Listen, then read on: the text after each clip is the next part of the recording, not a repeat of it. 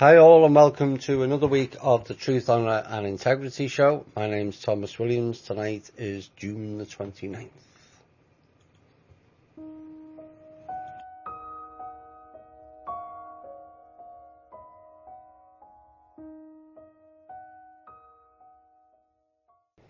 Hi all and welcome to another week of the Truth, Honour and Integrity show.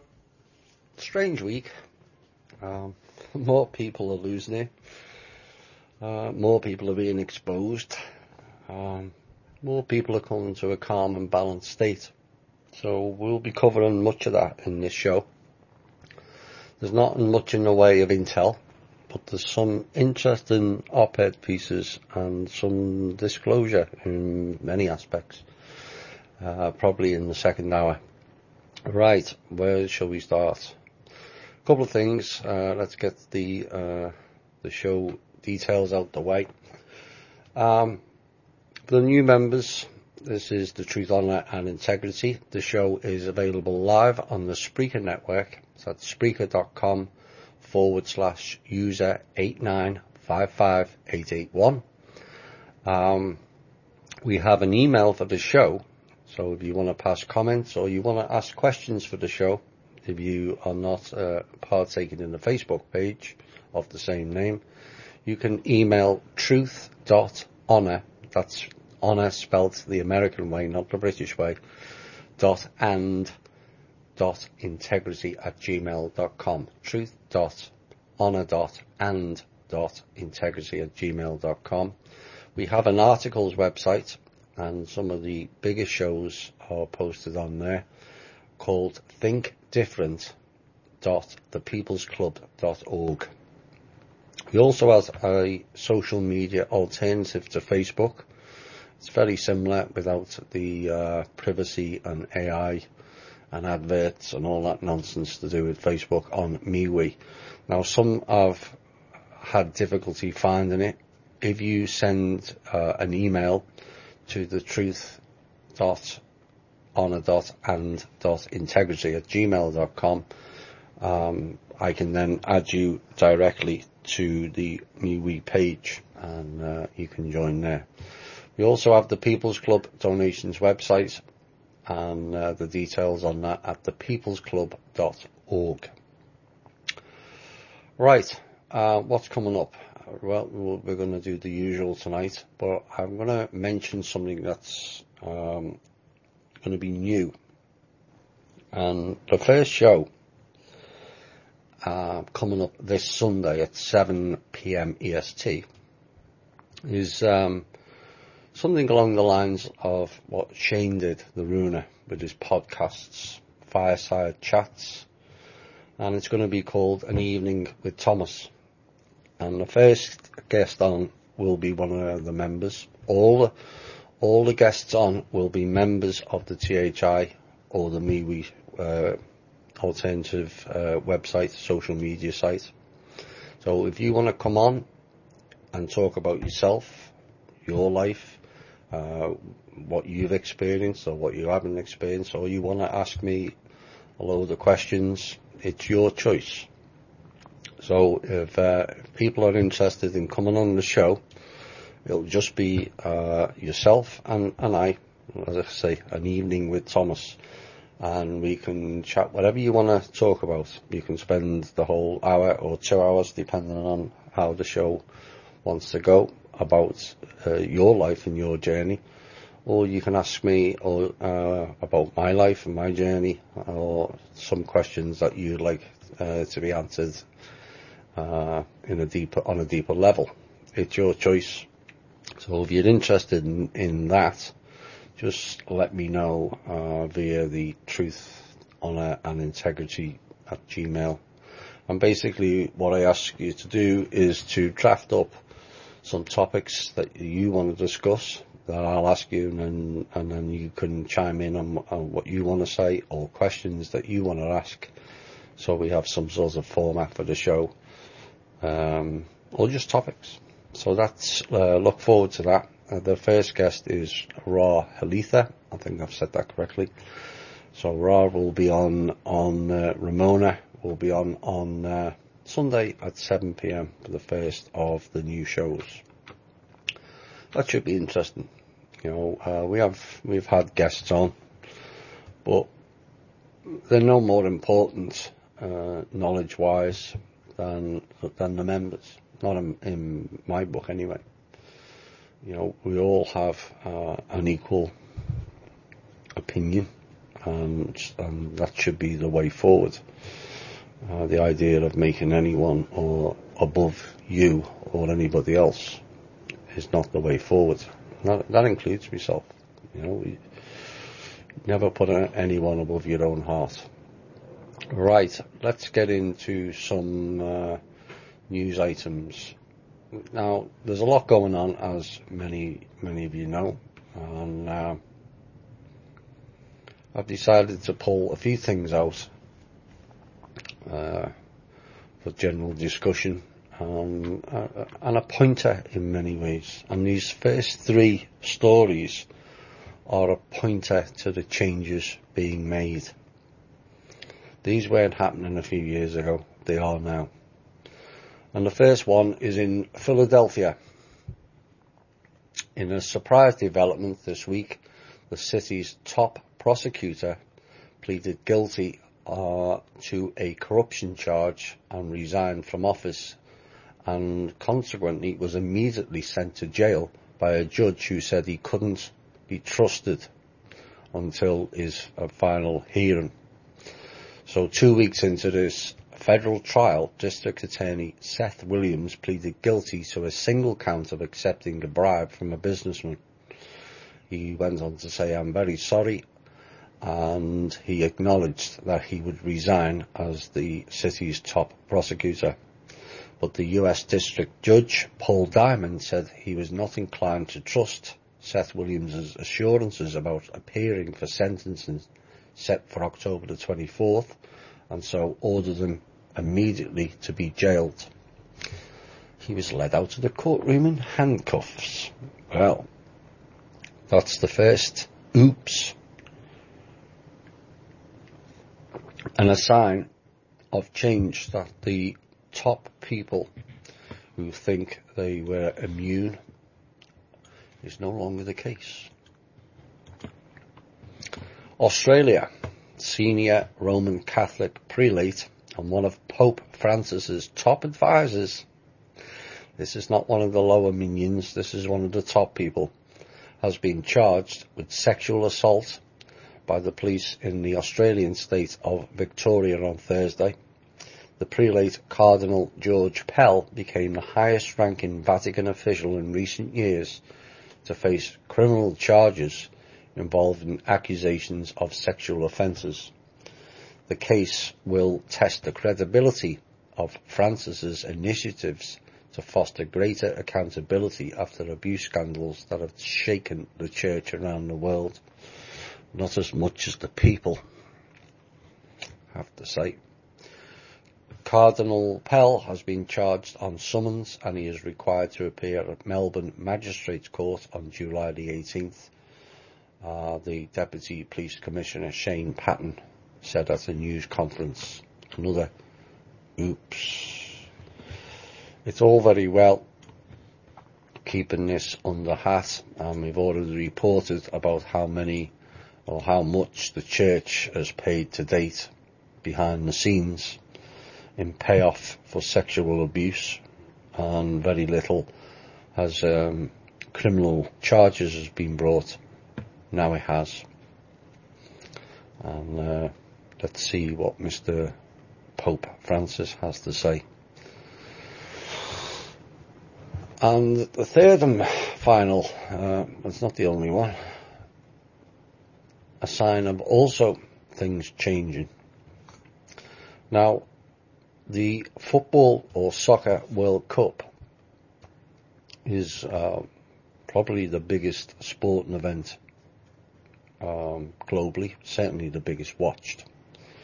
And it, as per usual, it involves a lot of money and funding and the fight for each country to have the right to hold the World Cup in their country.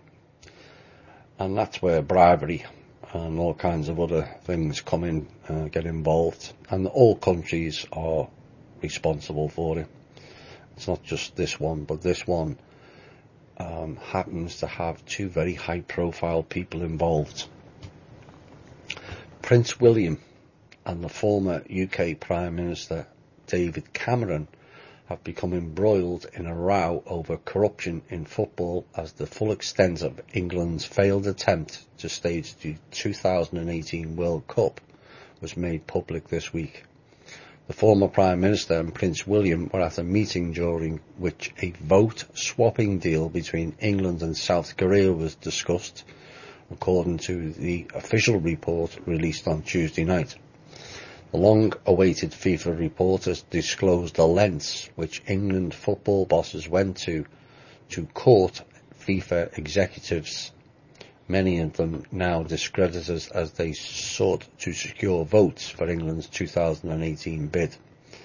At one point, officials discussed the possibility of arranging a meeting with the Queen of England for one FIFA representative whose votes could have helped England win the bid. It also discloses how they were asked to bestow an honorary knighthood and arrange an audience with the Queen for one particular South American official. You won't have heard the last of that. So normally those three items, the top prosecutor in Philadelphia, the top advisor in the Vatican, and Prince William and a British Prime Minister would have been brushed under the carpet. That carpet pile is kind of stacked from here to the moon now, with all the dust underneath it. Well, it's now starting to come back down to earth. And it now shows that these so-called L-ites, known as elites, are no longer immune. That includes the rest of them.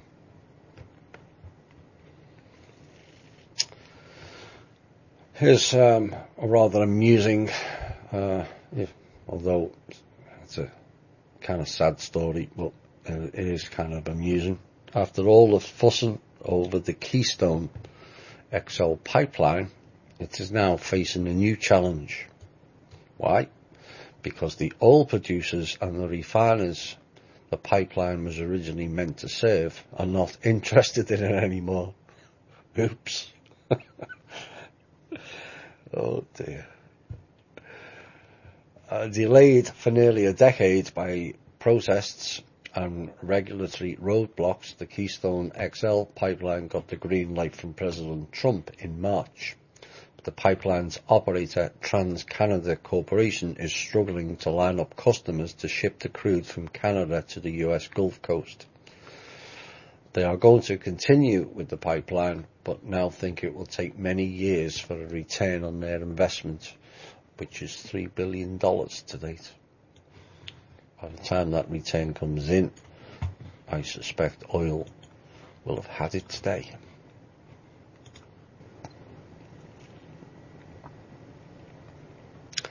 Here's another sign of changes. A Kansas federal jury has awarded nearly $218 million on Friday to farmers who sued Swiss agribusiness giant Syngenta over its introduction of a genetically engineered corn seed variety. The Kansas trial, representing roughly 7,300 growers from that state in what served as the first test case of tens of thousands of US lawsuits, including a Minnesota one next month involving 60,000 cases, are to serve as bellwether trials, providing guidance for how the complex web of litigation in state and federal courts could be resolved. Attorneys can see how juries react and determine whether to settle other cases or take them to trial also. So that's Monsanto and those type of subsidiary clowns now being made to pay. Where are we next? Mr. Trump did something useful. He's done a few useful things. I will not deny that. I just wish some of the main swamp players were already down the plug hole, but on we go. Well, what he did on Friday will make it easier for the Department of Veterans Affairs to actually fire employees, and is part of a push to overhaul an agency that is struggling to save millions of military vets. Mr. Trump said our veterans have fulfilled their duty to our nation, and now we must fill our duty to them. Exactly, Mr. Trump. To every veteran who is here today at the particular White House ceremony this week, I just want to say two very simple words. Thank you. Trump repeatedly promised during the election campaign to dismiss VA workers who let our veterans down, and he cast Friday's bill signing as a fulfillment of that promise.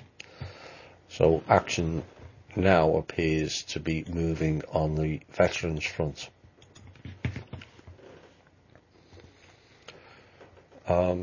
Next amusing, slightly amusing, even though it's our money that's being wasted again. Don't you get the feeling that sometimes nature just takes its course?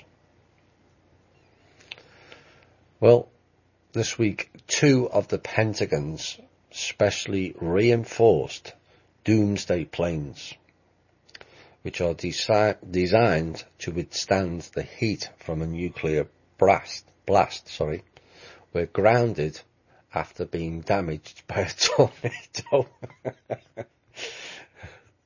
The Air Force said last Friday.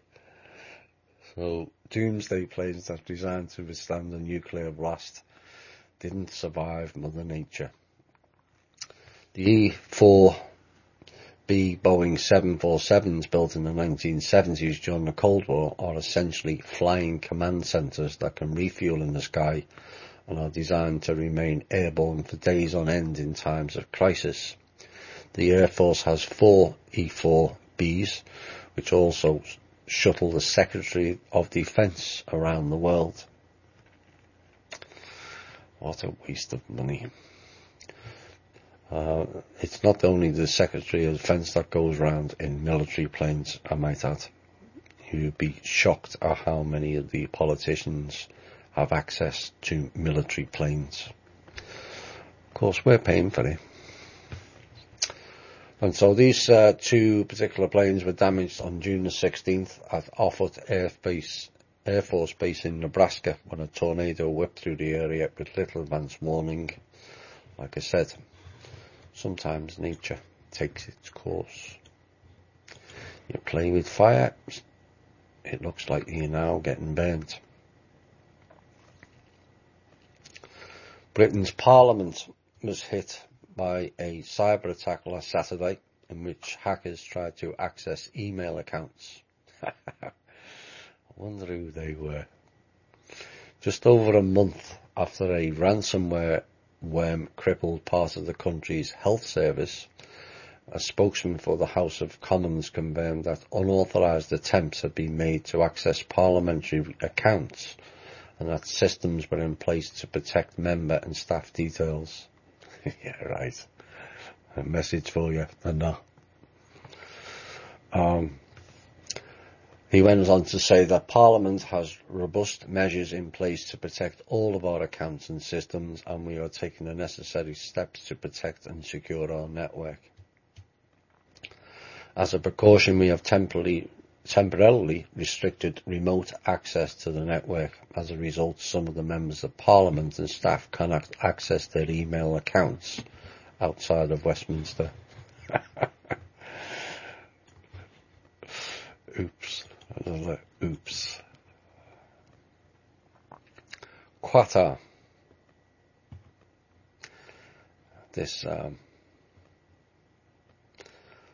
These type of news items kind of really piss me off no end. Wait till you hear the small amount of intel news Oh dear. But this is similar. A crisis created by the ultimate delivered to Qatar by the Saudi-led Gulf coalition has been deepened by mixed messages from Washington. While Donald Trump has declared himself wholeheartedly behind the blockade on Qatar, the Defense and State Departments have been sharply critical of the move, and in private and in public. The Defense Secretary James Mattis rushed to assure Doha of continuing support, mindful that US air operations in Syria, Iraq, Yemen and Afghanistan fly out of the Al Udeid base just outside the Qatari capital. Go figure. 6 days after Trump joined Riyadh in denouncing Qatar as a funder of terrorism at a very high level, Mr. Mattis, the Defense Secretary, signed a $12 billion arms deal with the Qataris. Remember the Saudi deal? 119 billion? Declare them as terrorists one day, sell them arms the next. Hypocrisy knows no end.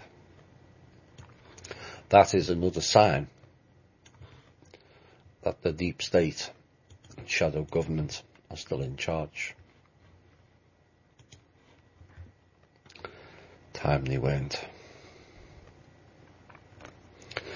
Here's often in life people are written off. People who haven't got jobs. People who've been to prison. And it kind of stays with them for the rest of their life when people can change. And here's an example of this, and I'm glad it's been rewarded also. 6 Georgia inmates were praised for saving the life of a correctional officer after he collapsed on a work detail. The prisoners were weeding and cleaning a local cemetery when the unidentified guard passed out face down in hot and humid temperatures. The inmates rushed to the man's side, turned him over and removed his gun belt. Then the prisoners removed the officer's bulletproof vest and began CPR. Another inmate used the man's cell phone to call 911. At first the guard did not seem to be getting any air, the prisoner said, and they managed to save his life. Now, thankfully, those 6 have been rewarded. They could have ran. They were outside. And they've been given reduced sentences. Good on them.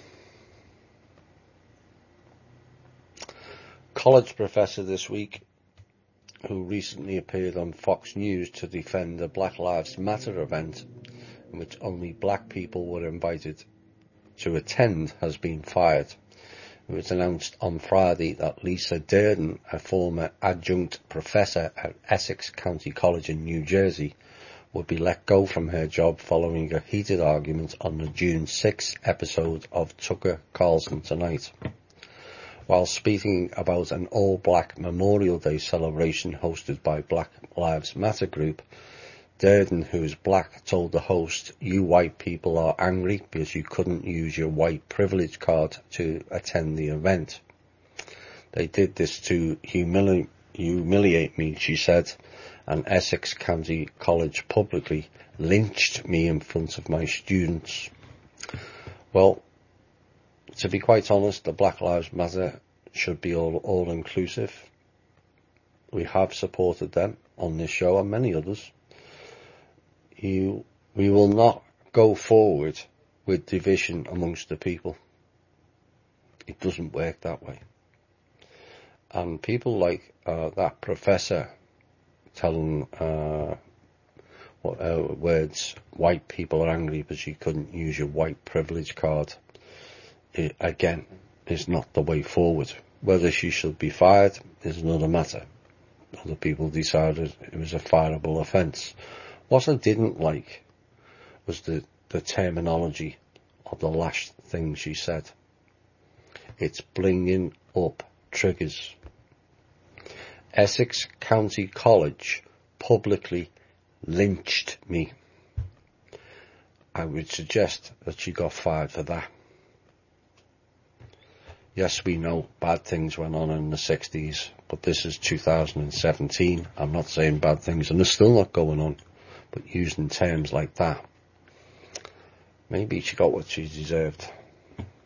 But it's time, black, white, yellow, green, pink, purple, whatever colour you are.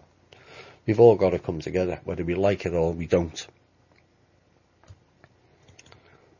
You know, the black people have fought long and hard.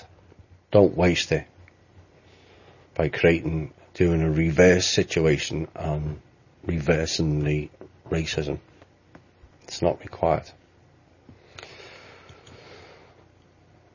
Trouble at CNN, it seems. Clinton News Network. 3 CNN staffers have resigned this week after the network retracted a story tying a top President Trump ally to a Russian investment bank. Thomas Frank, the author of the story, Eric Lichtblau, and an editor in the CNN investigative unit that ran the story, and Lex Harris, who oversaw the unit, have all left the CNN as of last Monday. Now, the story connected Anthony Scaramucci, that sounds like Bohemian Rhapsody song to me, a top proponent of Trump, to a Russian investment fund run by a bank controlled by the Kremlin. In the aftermath of the retraction of a story published on CNN, CNN has accepted the resignations of the employees involved in the story's publication, and an internal CNN investigation reportedly found that normal editorial processes weren't followed in the story's editing and or publication. Notice they always say that. Normal. No, that's what you normally do. This time you got caught out. And you're going to get caught out more and more, because the exposure and the disclosure is upon us, whether you like it or you don't, CNN. Only one anonymous source was used in the story, and typical parts of CNN's workflow, such as fact checkers, that's a laugh, were reportedly not utilised before the publication. No, just throw a load of shit out and save it how much of it sticks on the wall. That's basically what they do. Right, this is a fairly long piece that I pulled out of the New York Times, and it'll probably take us to the music break. And some of it is rather good, and some of it is, as per usual, faction oriented and lopsided, but it's also a sign of, in essence, of editorial pieces containing a lot more truth than it used to. It's just a pity that this particular person, called Timothy Egan, chose to use party politics. But the gist of the article is encouraging as far as I'm concerned. And this is what it said. We tell ourselves stories in order to live, as Joan Didion said. We do this as a nation, as individuals, as families, even when that construct is demonstrably false. Interesting choice of words. For the United States, the biggest institutional lie of the moment is that we have a government of the people, responding to majority will.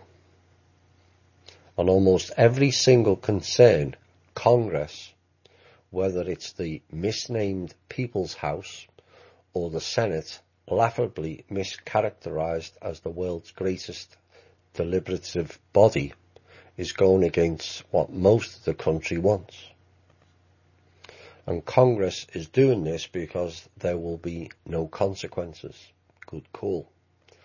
Or so they think. He went on, "We have a fake democracy, growing less responsive and less representative by the day. The biggest example of this is the monstrosity of a healthcare bill which a cartel of Republicans finally allowed us to peek at on Thursday. The lobbyists have seen it, of course, but for the rest of us, our first look at a radical overhaul of 1/6 of the economy, something that touches every American, comes too late to make our voices heard. Crafted in total darkness. The bill may pass by a slim majority of people who have not read it. Inevitably, with something that deprives upwards of 23 million Americans of health care, people will die because of this bill.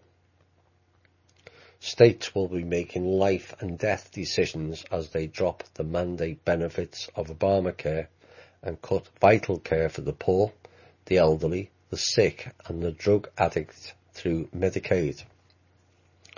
The sunset of Obamacare is the dawn of death panels.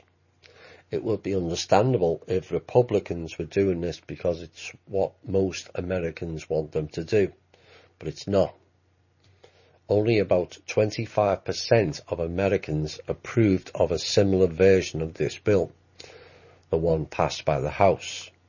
By nearly a margin of 2-1, people would prefer that the Affordable Care Act be kept in place and fixed rather than junked for this cruel alternative. The Senate bill is by far the most harmful piece of legislation I have seen in my life, said Senator Bernie Sanders. At age 75, he's seen a lot. Remember when Republicans used to pretend to care about crafting the people's business in sunlight? It's simply wrong for legislation that will affect 100% of the American people to be negotiated behind closed doors. That was said by Mike Pence back in 2010.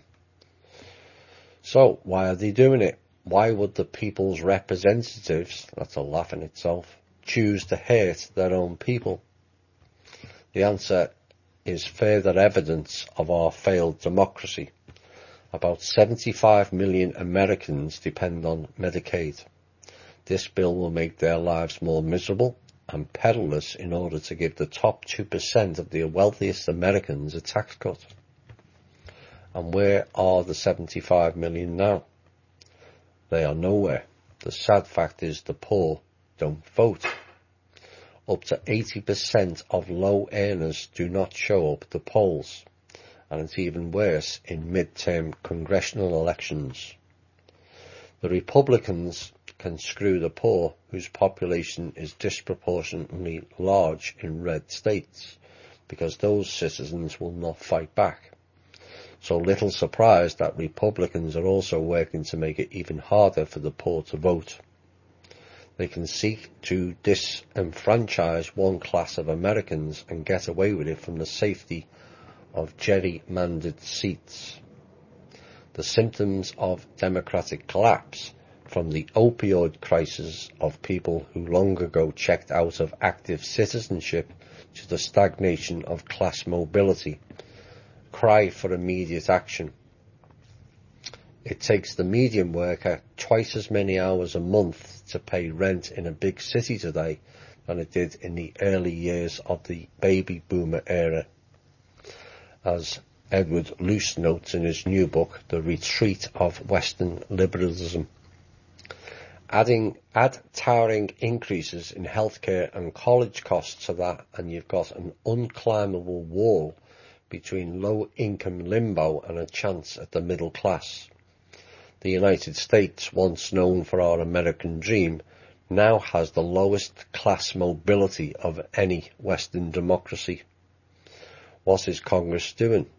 Nothing on wages, nothing on college tuition, and the healthcare bill will most surely force many people to choose between buying groceries and being able to visit a doctor. Our fake democracy reveals itself daily. Less than a third of Americans support President Trump's decision to withdraw from the Paris Climate Agreement. In a truly representative government, you would see the other two-thirds, a common-sense majority, howling from the halls of Congress. Most Americans are also against building a wall along the Mexican border.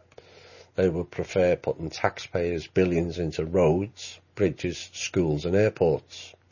But the wall remains a key part of President Trump's agenda. Trump is president, of course, despite losing the popular vote by nearly 3 million people. Almost 60% of the public is now against him. In a parliamentary system, he'd be thrown out in a no-confidence vote. Yet in our system, he is primed to change life for every citizen against the wishes of a majority of Americans. Try calling that a democracy while keeping a straight face. That was Timothy Egan of the New York Times. Now, a few things arise from this. Since when was America a democracy? See how they just slide these words in and everybody just accepts it. America's not a democracy, it never was. Sadly, we're not a republican either. That's been altered and changed. It will get altered and changed back in due course. But America is not a democracy. So he's going on about the Republicans, and I don't want to pick sides, you know my opinion. They're both a pile of crap to me. It's all illusion. But negates to remember that Mr. Obama had 8 years to change all the things that he complained about, which was all very valid. A lot of key points that he put into the article. But he's blaming the Republicans. But what did the Democrats do?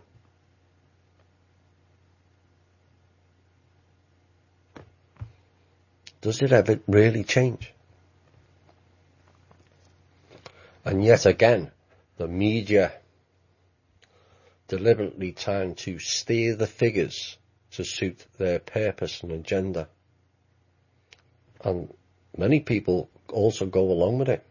He mentioned, despite losing the popular vote by near 3 million. No, Mr. Egan. The popular vote was 47% by the people who don't fall for the bullshit anymore. Only 53% voted for the two clowns. The popular vote was clearly won by the people who have had enough. But, so it wasn't won by Android at all. It was won by the people.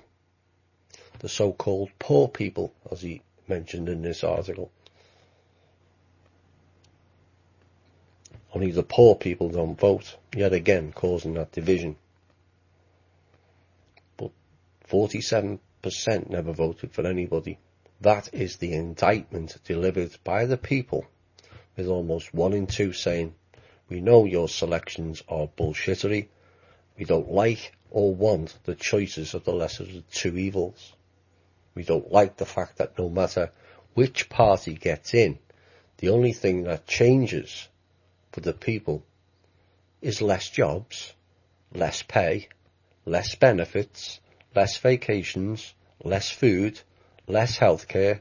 In other words, everything we the people need more of, not less. That's the change. But everything else goes up. Food, technology, utilities, and on it goes. Like clockwork, every budget the military budget is increased exponentially. Every single budget. But can the people have proper healthcare? No. Can the people have anything that they really want with their money? Too many forget the government don't have money. Banks don't have money. They have your money, not theirs.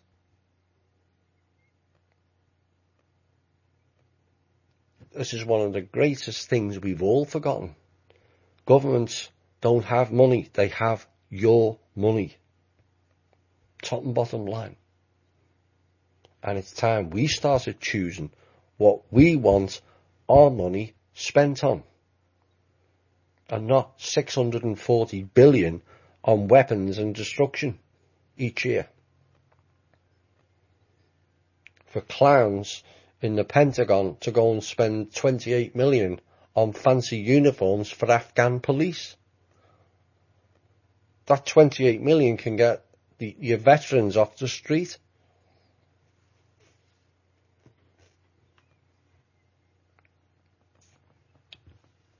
Like I said, every budget, the military budget is increased, so the elites can goose step around the world, destroy and stealing everyone's land and resources. That's what our money gets spent on. And until Mr. Egan of the New York Times sees that and quits with the party politics, the American dream will remain what it is. A dream within a dream. But that dream, Mr. Egan, has turned into a total nightmare.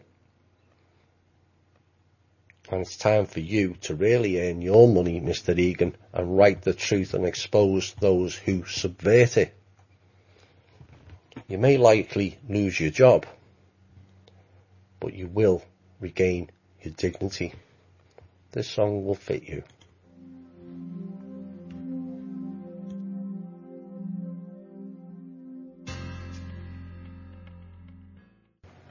Hi all, and welcome back to the second hour of tonight's show. We're going to go into a small amount of intel. It's been rather quiet this week, because it was quiet in the intel last week, which is why we had some of our friends from the three-letter groups listening into the show. In fact, volumes of them, hundreds of them last week. I hope they enjoyed the show and I hope they learned a few things.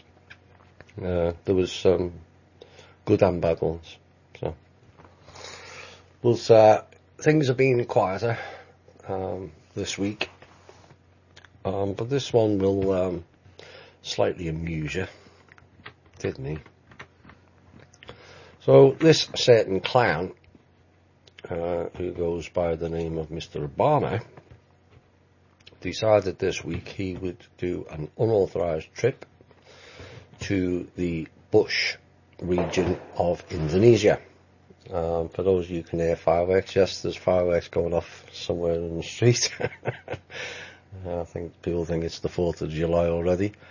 Anyway, Mr. Obama, Pindar himself, decided to take it upon himself to travel to the bush region of Indonesia and tried to access one of the vaults. All I can say is, oops. The vault is empty anyway. Most of the vaults that are accessible have been cleared and have been put to very safe locations where they cannot access them, period. The vaults they can't open can only be opened by a select few, and none of them are the select few. There's thousands of vaults all over the world, very, very ancient, and only a select handful of people can access those vaults. You can't blow it up. It's a bit like the Indiana Jones. Unless you have the code, you're not getting in, no matter who you are. And they don't have the codes. Anyway, the vault was empty, but it still triggered a response because there was security in there. Complete idiots. I think the power has gone to Mr. Obama's head completely. But let him carry on. Like it was reported to me, it's good entertainment value for us all. Yet again, a failure. Of course, the RV failed for the 1014th time this week. It was supposed to be announced on Wednesday, and lo and behold, it failed again. Now, here's some more serious intel.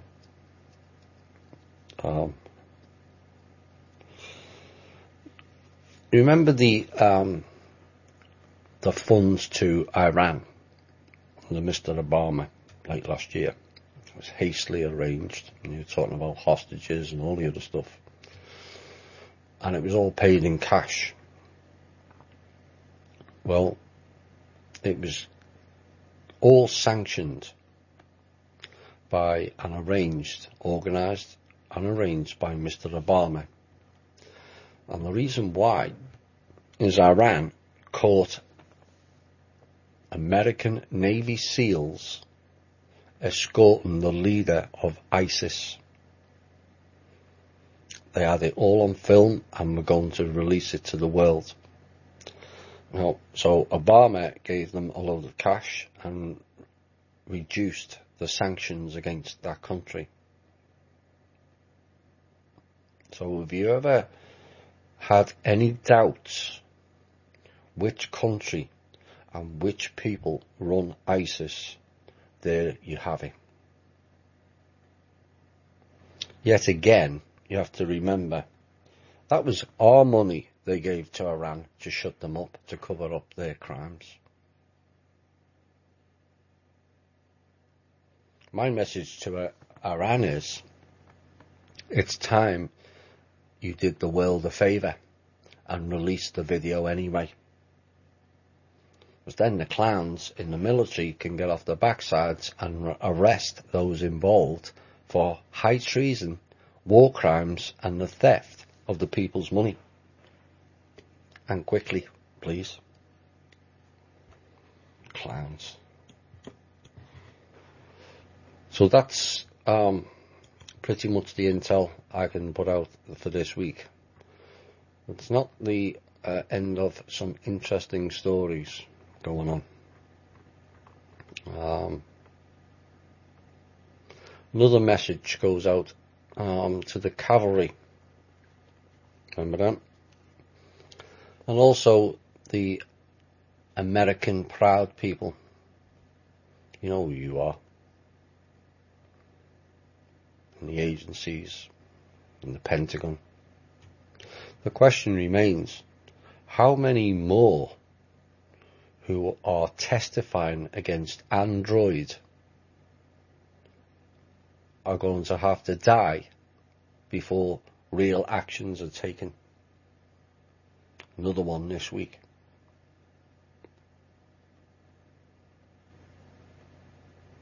Or are they covering up your crimes as well?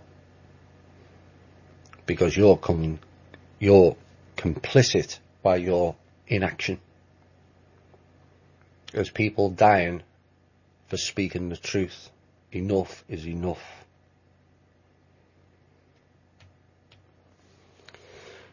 Next piece of news that will shock many, maybe not. Intel I received this week has stated and confirmed that 70%, 70, of Congress, both male and female, practice pedophilia. 70%.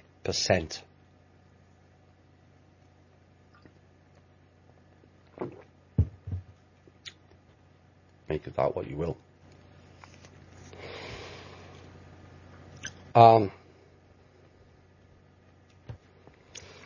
The fallout continues with NBC, Megyn Kelly. I think I've got that name right. to do with the interview with Alex Jones. Now, does anyone else not see, by putting him on national TV, he's not part of their game, not ours? Why didn't he pick some of the lesser names? Why did he pick a man who makes $3 million on advertising by the same corporations that were trying to stop controlling us? If Alex Jones is the head of our alternative media, then we're all in trouble. Top and bottom of it. It's like putting a fox in charge of the hen house.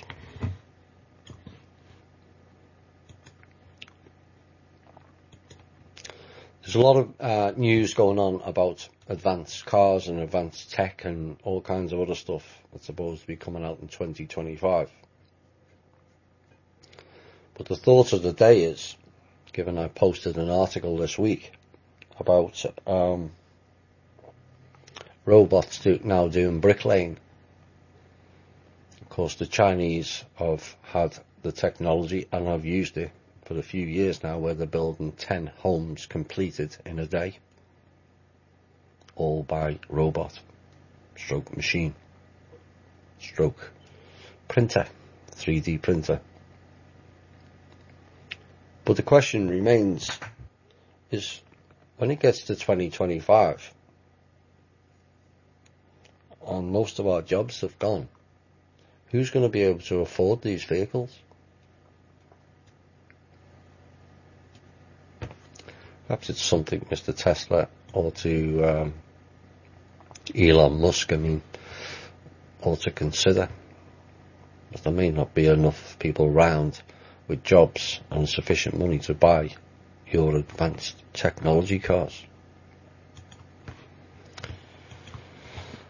Where are we going next? Climate change. Some thoughts of the day for this. Who is doing all the fracking? The oil drilling. Contaminating our water and sky. Making nuclear plants and waste. Burning coal. Not only that, but build an $18 billion machine to possibly create mini wormholes in our planet with the potential to blow up the whole of Europe and possibly the whole of the planet. Which people, with every rocket sent up with certain payloads, created the hole in the ozone layer?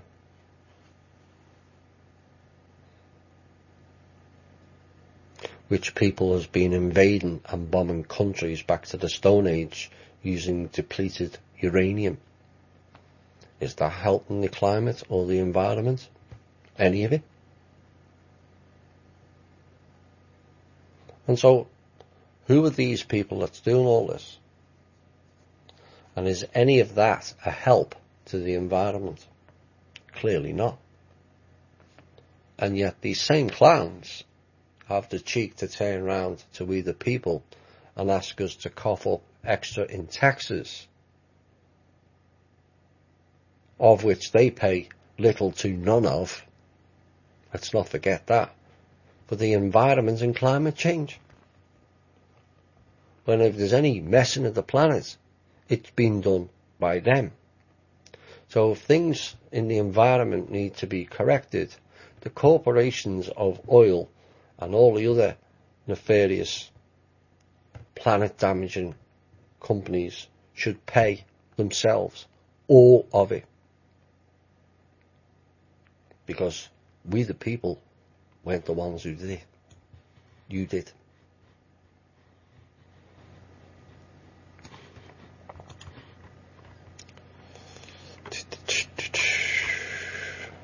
Alright, I'll go to that next.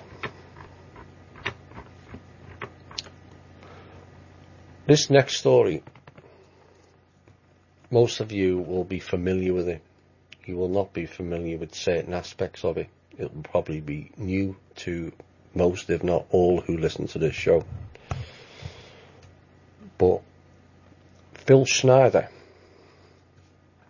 the guy who ran into the Greys in New Mexico, came out, told his story, and then was taken out.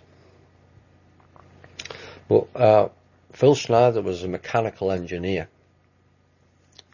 and straight after he told his story, was found garroted to death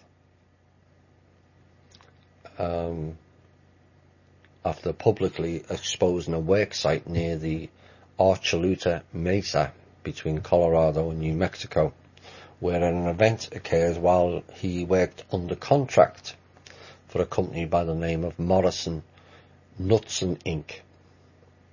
That upon instructions from the Los Alamos Scientific Laboratory Geosciences Division, now known as Los Alamos National Laboratory, caused him to be sent down an old nuclear bomb borehole. An old nuclear bomb borehole. The significance of that will be made clear later on.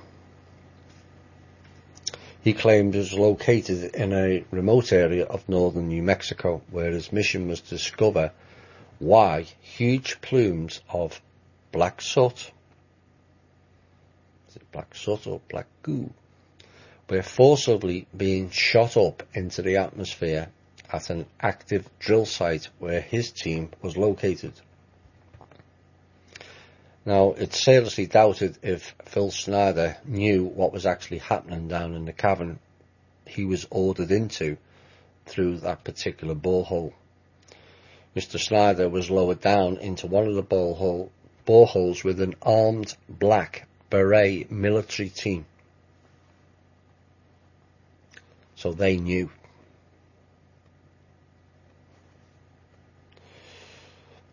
They were surrounding him, but he couldn't understand why he had such high-level escorts.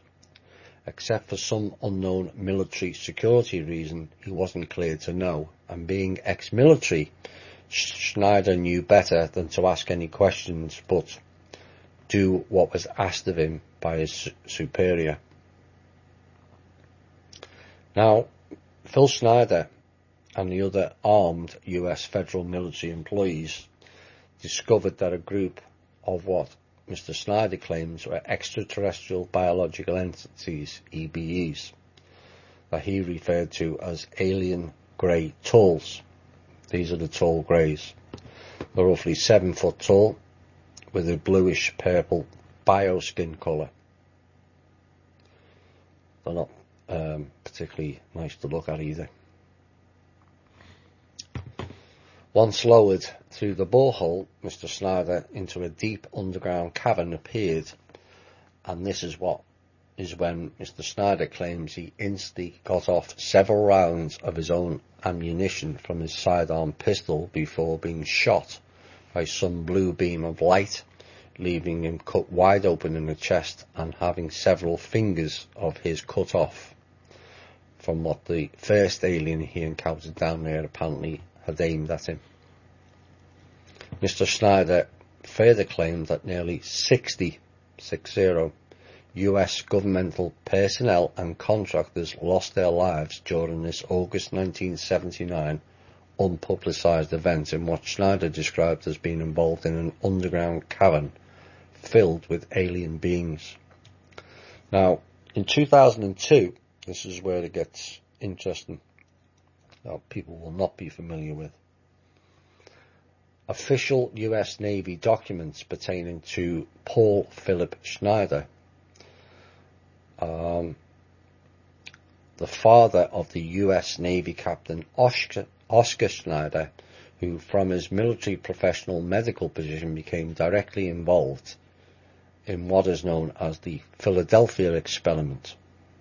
Now, what most people don't know is that particular experiment had a different name.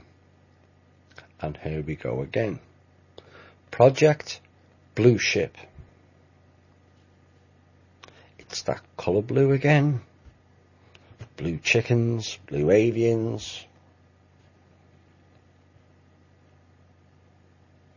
blue beam, blue book, and Gulzer. That was Project Blue something as well. It's all about the colour blue again. Phil Snyder mentioned that upon drilling boreholes, the drill site teams were experiencing huge plumes of black soot or black dust that stank and were being rapidly ejected under pressure into the atmosphere, which also lingered near the ground from within these underground hole locations they were being told to drill at. None of them apparently knew why or how these odd occurrences were taking place or why they were drilling where they were. Initial research indicates that between 1962, listen to this closely, between 1962 and 2005, nuclear fracturing was taking place. The idiots in the military were using nuclear weapons for oil experimentation. Fracking.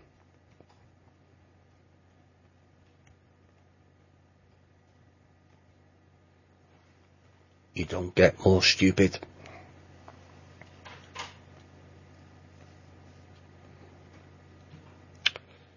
So this was a US government cover for the alleged underground testing of nuclear warheads subsequent to Russia having exploded what it called the Tsar bomber, a 100 kiloton nuclear bomb that the US later claimed only yielded 50 kiloton, like that makes a difference, with a circular error probability range for death from irradiation of up to 60 miles away from ground zero. So to find oil, they were using nuclear weapons between 1962 and 2005. And we complain about them using water. Oh, dear me. Now, of course it went wrong. It failed. But the US had very large oil reserves until subsequently becoming nuclear blasted underground. In other words, it obliterated it,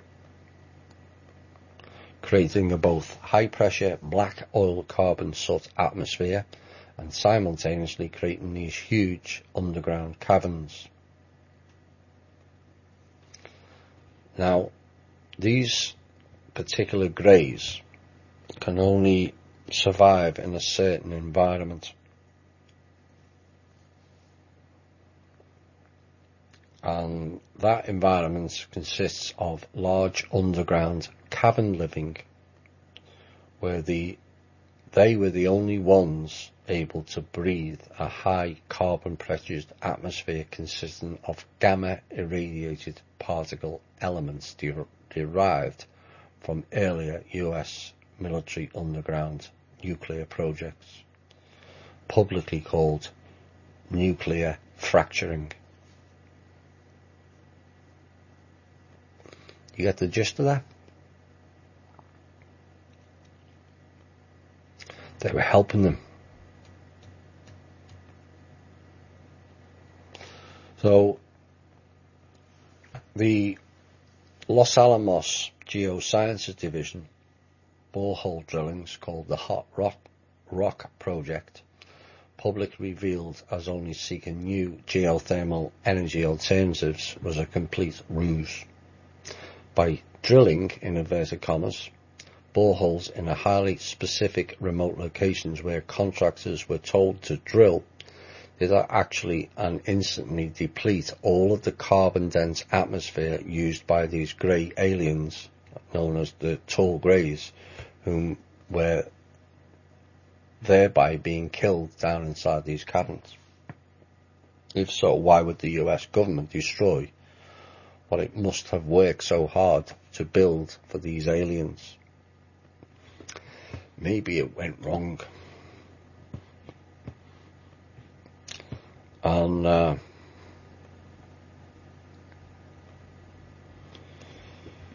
Mr. Eisenhower, in my opinion, has a lot to answer for. The fact that Laura Eisenhower is around our community makes me want to throw up, to be quite honest. Her family has a lot to answer for, and I've not heard an official apology either. Eisenhower signed the agreement with the tall greys back in '54. In exchange for technology, none of which benefited the people, as per usual, like the off-world trade, it all benefits the military-industrial complex. And the payment was we the people again.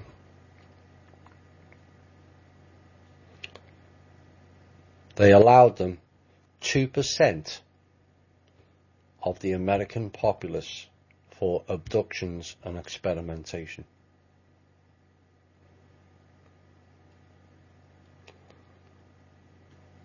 So the question remains, who made him God?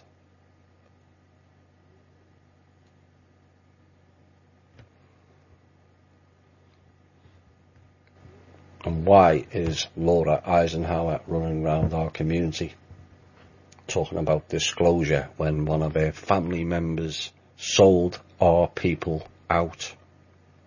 Sold humanity out. You know what? I'm going to play this song to remind them.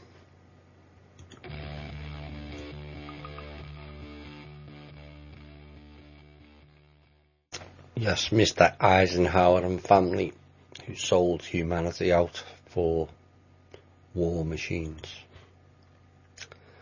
And given that we're still on space matters, there is another thought of the day for people to consider as to where our money is being spent in America.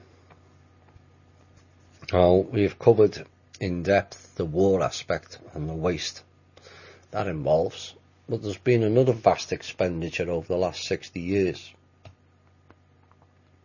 And the question remains is, what have the people gained for all that expense? Well, what I'm talking about is space. Travel, technology, satellites and research.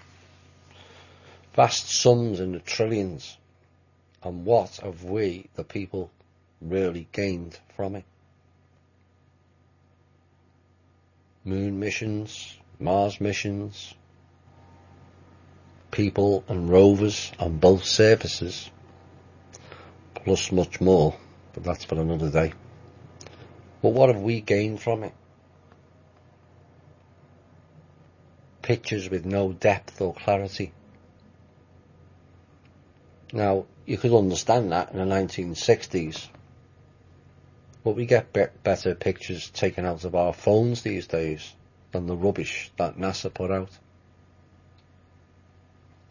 We've got telescopes that can see millions of light years away, but allegedly can't see shit on the moon or Mars.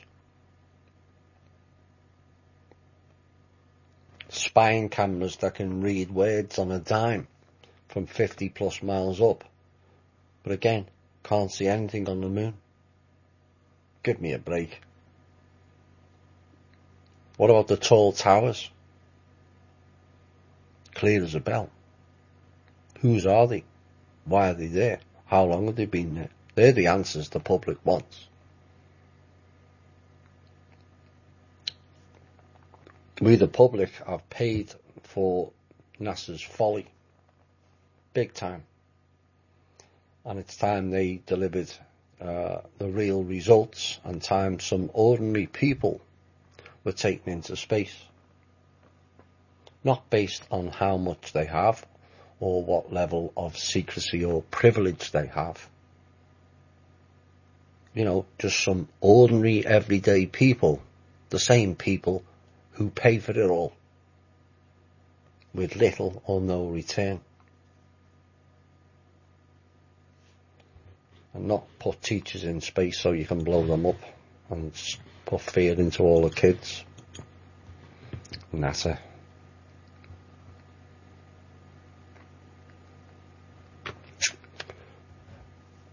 Something came to me.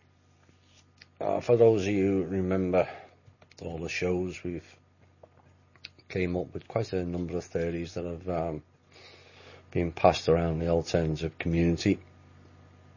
And here's another one that people need to consider. In the series, The City of Light, I've covered that many times because it's our story and what happened with humanity in the past. And humans took the pill, in inverted commas, to forget. Now what came to me, which has since been partially confirmed, as I understand it, is that our collective memories were uploaded to the AI. As in essence, the AI machine was the pill. All the memory, all the pain, all the trauma of all the humans was stored in the AI. So the AI, whether it was enhanced and made worse by the Draco and others is another question. But as it is, the AI is collapsing. It's degrading rapidly. If my theory is correct, the AI will cease to exist in November of 2019. Permanent. It may go sooner. But what is happening now, as it's degrading, it's now releasing back the memories and the feelings into the here, now. I've said to you in the past, not only on this show, but in Cosmic Voice, all those who were here at the beginning are here now. All of them. They have to see the error of the ways. We can't carry on stunting bad memories and bad experiences and just washing over them. We have to process them, deal with them, because that is your personal responsibility. We've just handed over responsibility to too much. Everything's the cabal's fault. Well, actually it's not, because we allowed it. So what is happening now is the AI is releasing back the memories and the feelings of then into the now. And this is why so many people are losing it. I did an update where I said the masks of illusion of all people have and are coming down. I'm going to read that in a minute. But what will be left is the raw version of you, whether that's good, bad, or neutral. I hope you understand that. This is why I told you 2 years ago to start dealing with your shadow sides and do your inner work. The memories will start returning, both on a personal level and a collective. So for the people who don't have access to Facebook or MeWe, this is what I wrote as an update last Sunday, and that will give you a better understanding of what I've just explained. As far back as 2015, May it was, I warned of turbulent times ahead and for people to do their inner work and deal with their shadow sides. This was for good reason, as I knew what was coming up in the following years, a turbulent roller coaster ride of disclosure, both types, and the revealing 2016 would take place. Not all you thought were good are, not all you thought were bad are either. The term truth trauma was mentioned in the show and how we are all absorbing it, but important to stay balanced and do your inner work. In 2017, I stated, would be the year of the unravelling. It's the unravelling of the cabal. Now, it will not end in the 2017, but it will be an ongoing, diminishing process. But what will also happen is an unravelling of the people as well. In essence, these days now is our judgment days, not end times and all that nonsense. These are our judgment days for our own assessment and revealings of the self. We were never judged by others as religion has told you. You only judge yourself and your own soul progress. Many of the cabal have exposed themselves, and many of the cabal are exposing each other. You've all witnessed this. Many of the known faces in the alternative media have exposed themselves, and many are exposing each other also. It's not a coincidence. What has been taking place is the exposure and the revealing of the self, and that has been ongoing for the past 12 to 18 months. So many known and general people are exposing themselves for who they really are. It's unpleasant to watch, but it was also forecast on this show to take place. Addiction to drama is a dereliction of the inner self-work.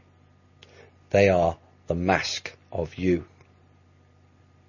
The mask we have all used in our lives at various times, all of us, to cover up the dark, the heavy, the guilt-laden, the trauma-based you, the insecure, the fear-based.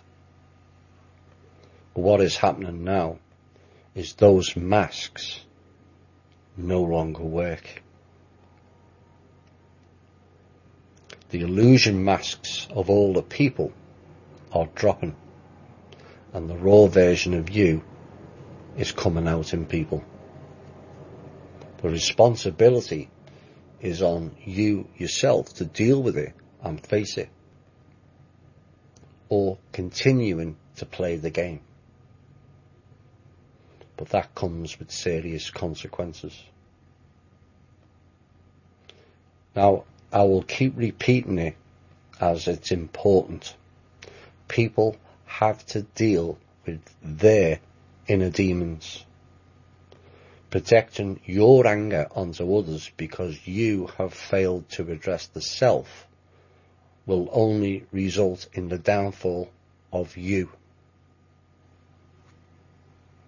If the real you is not what you like to see or project onto others, then time to do the real work is required, and quickly, as time, in inverted commas, is short. There are little to no more crutches in life for people to blame.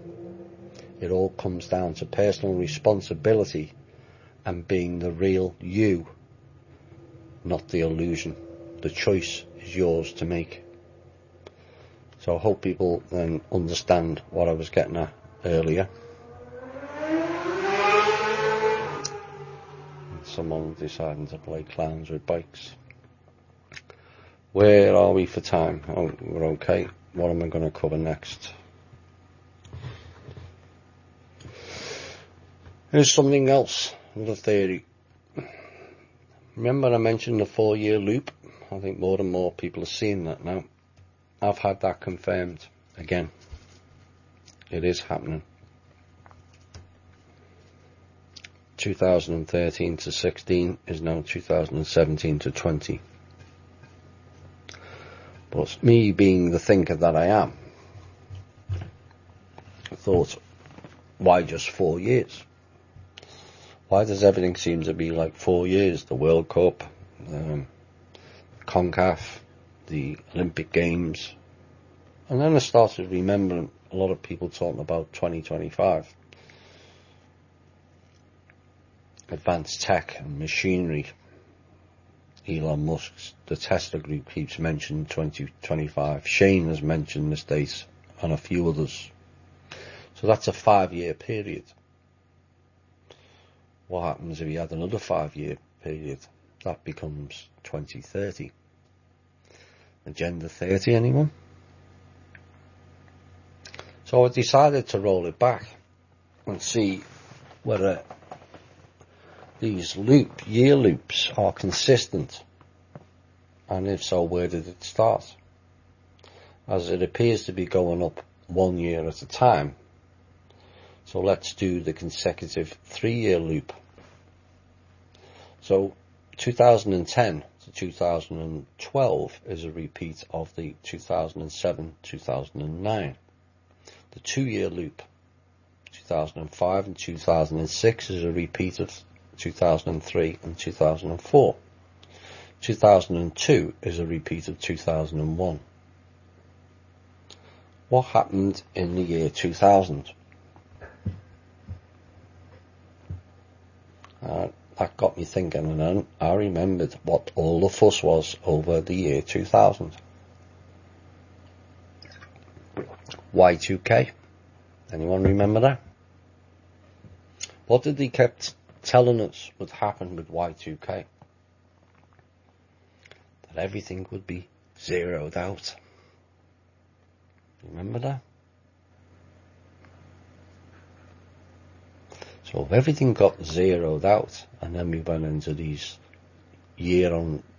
consecutive year loops,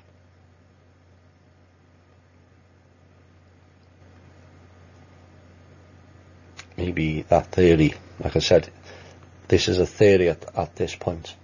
The 4-year repeating loop is now confirmed as correct. Now, I'd worked that theory out back in 2015. I knew intuitively, or I was sent messages, one or the other, that 2016 would be a repeat of 2012, or they would try to do so. It failed, but was still in the same time period. This is why so many people are coming out of the woodwork, alternative media and other stories, news stories that are 4 years old. It's like 2013 all over again.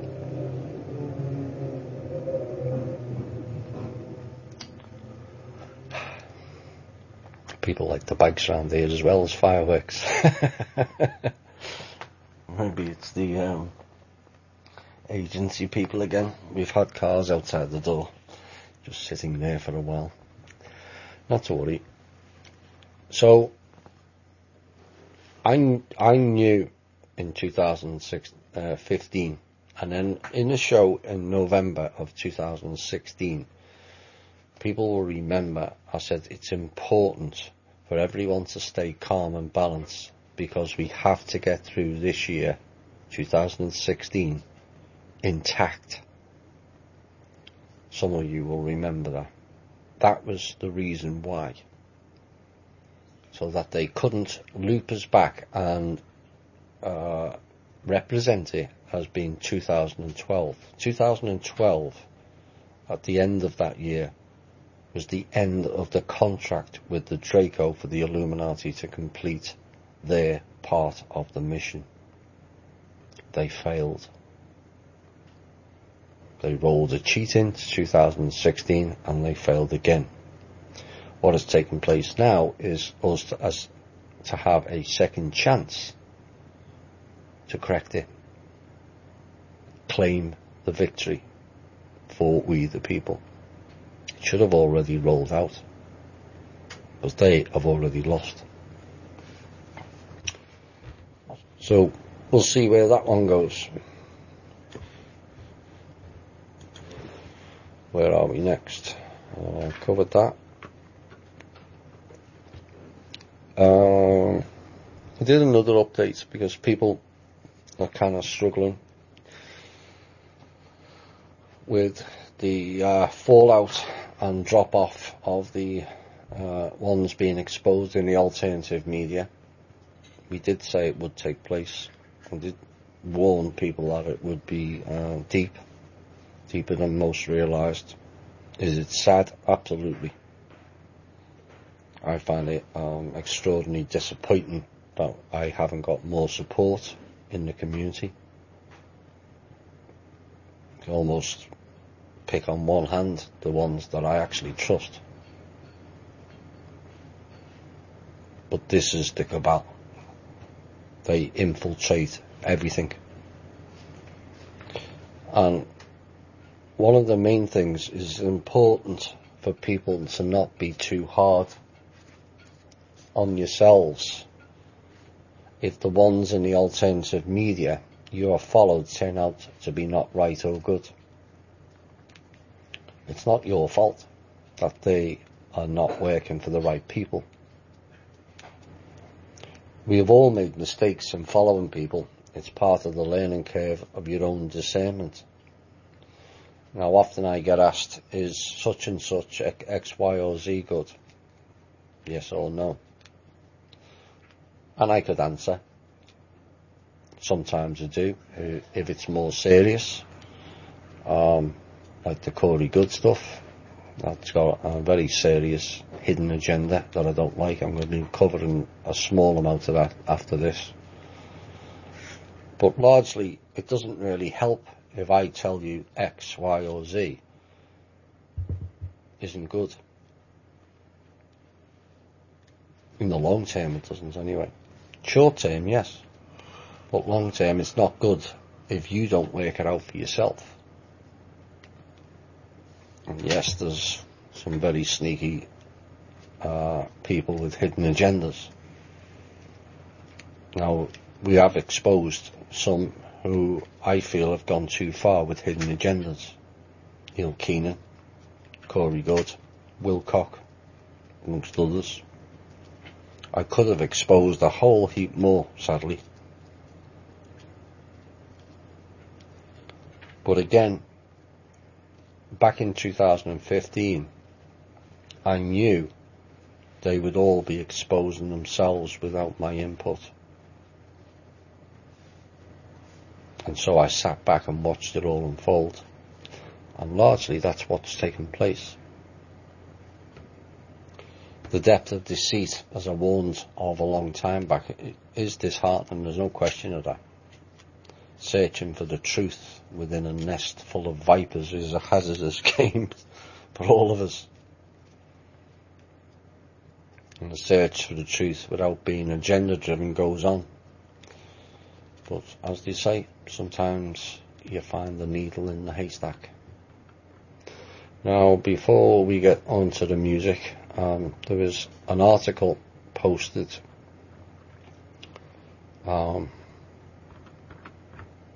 today or yesterday, I can't remember now anyway. And it was to do with Corey Good. And I said I would stay away from it. Largely I have. But when certain things come up, then I feel I have to say something, because the path he's taken people down with his blue chicken cult is a dangerous path. It's got nothing to do with ET disclosure. and everything to do with New World Order.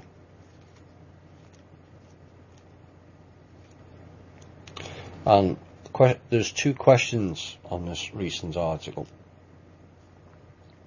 What were you told about the contents of an extraterrestrial disclosure announcement in terms of why it would become the basis for a new world religion? It tells you there and then. A new world religion. This is what the Vatican are trying to pull on us. Combine all the earth religions into one, which they will rule, along with the rogue ETs. So we're worshipping false gods again. It's the same trick. Right in your face. Fat Boy answered, after these beings are introduced, they expect the public will have lots of questions about the ETs. The ETs' beliefs and knowledge of the universe and God would be among the top questions. At this point, these beings are expected to share a newly crafted belief system that is based on the ET's true belief system. These beings will be doing this to help humanity from the ET perspective. So let's break that down. A new world religion.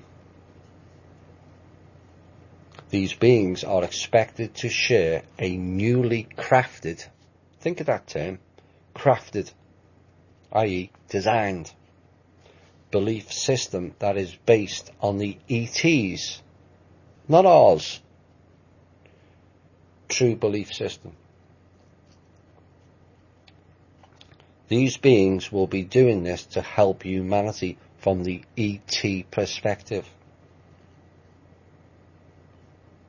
We don't want them helping humanity from their perspective. We want them helping them from our perspective.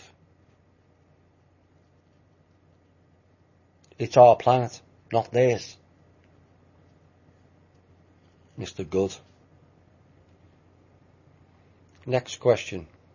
That wasn't enough. You say that 90% of people will adopt the new religion quickly. Yeah. Were you told why it would happen so quickly? Mr. Good. It is expected that most will question their belief systems in the first few years of an introduction to ETs. Humanity will understand how little we know and will be reaching out to these new friends for assistance and answers. This sets up a situation for the majority of people on the planet to adopt a similar belief system that gets them away from the current division.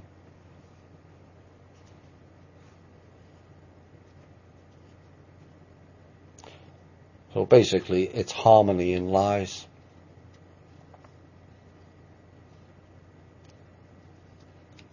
Unity in the community keeps talking about. Yeah, that's uniting all the religions to then follow a new world religion based on bogus gods again.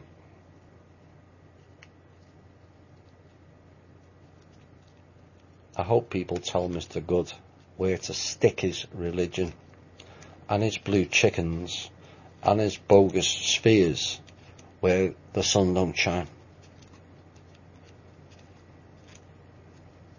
Literally. This is getting dangerous. Noticed the slanted forehead one doesn't say much again. Whilst all around is in chaos, he hides behind his makeup and with his L8 friends in Banff. Anyway, maybe next week I'll do me witty story on the Corey and Wilcox. You will like it. Maybe not this week. Right, anyway, we're going to have some music now. I'm going to have a coffee and a smoke, and we'll be back with some Q&A. Well, this is going out to Corey. Fitting.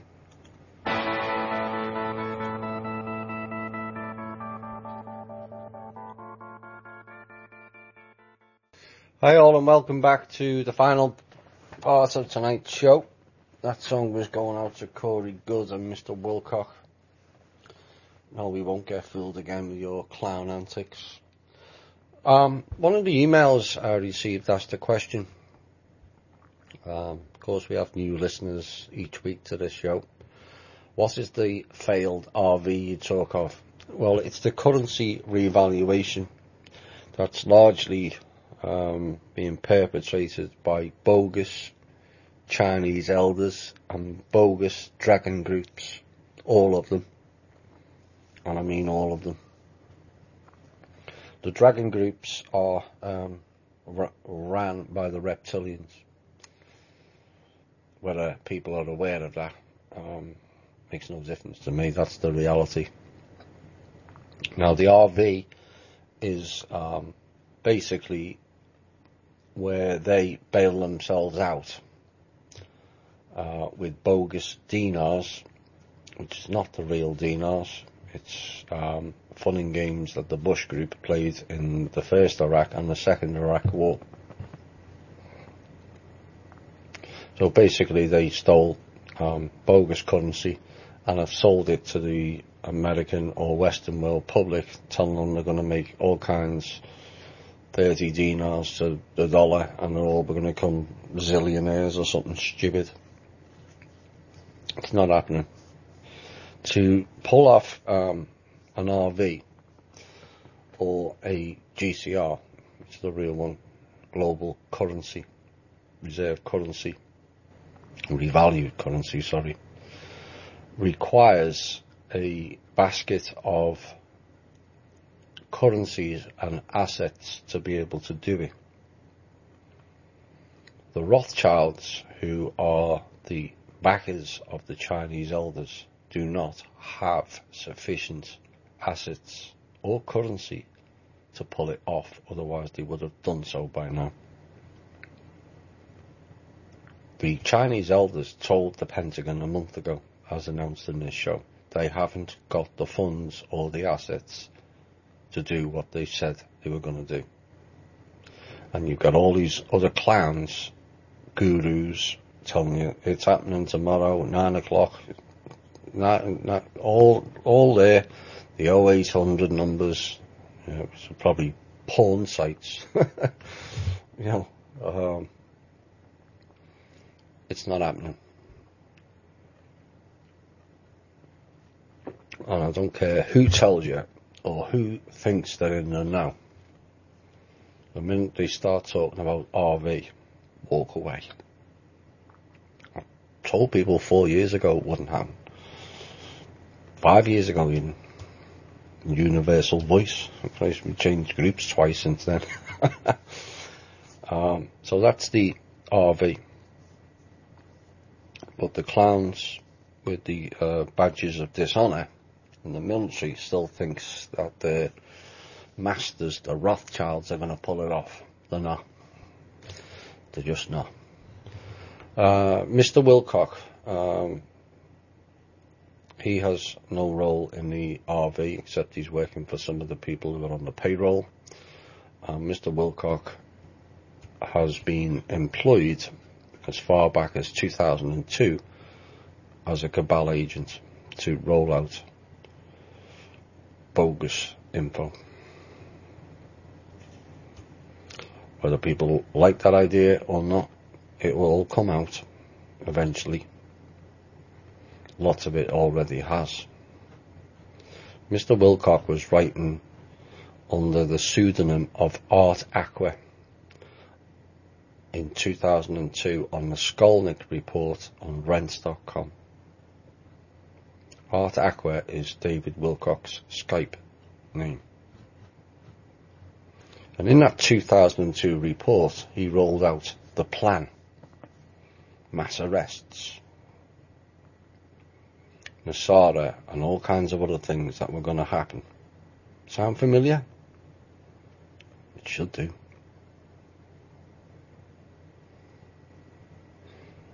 Mr. Wilcock was rolling out. It was happening the following week, and the following week, from 2002 onwards.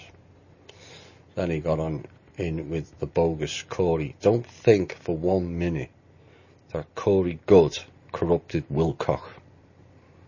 That's the mistake most people make. No. He was bogus before then. Does that mean a lot of his information was crap? No. Some of the stuff he put in the books that he keeps mentioning, buy the books, buy the books, buy the books. Come and buy my video. I was on the New York Times top bestseller list, remember?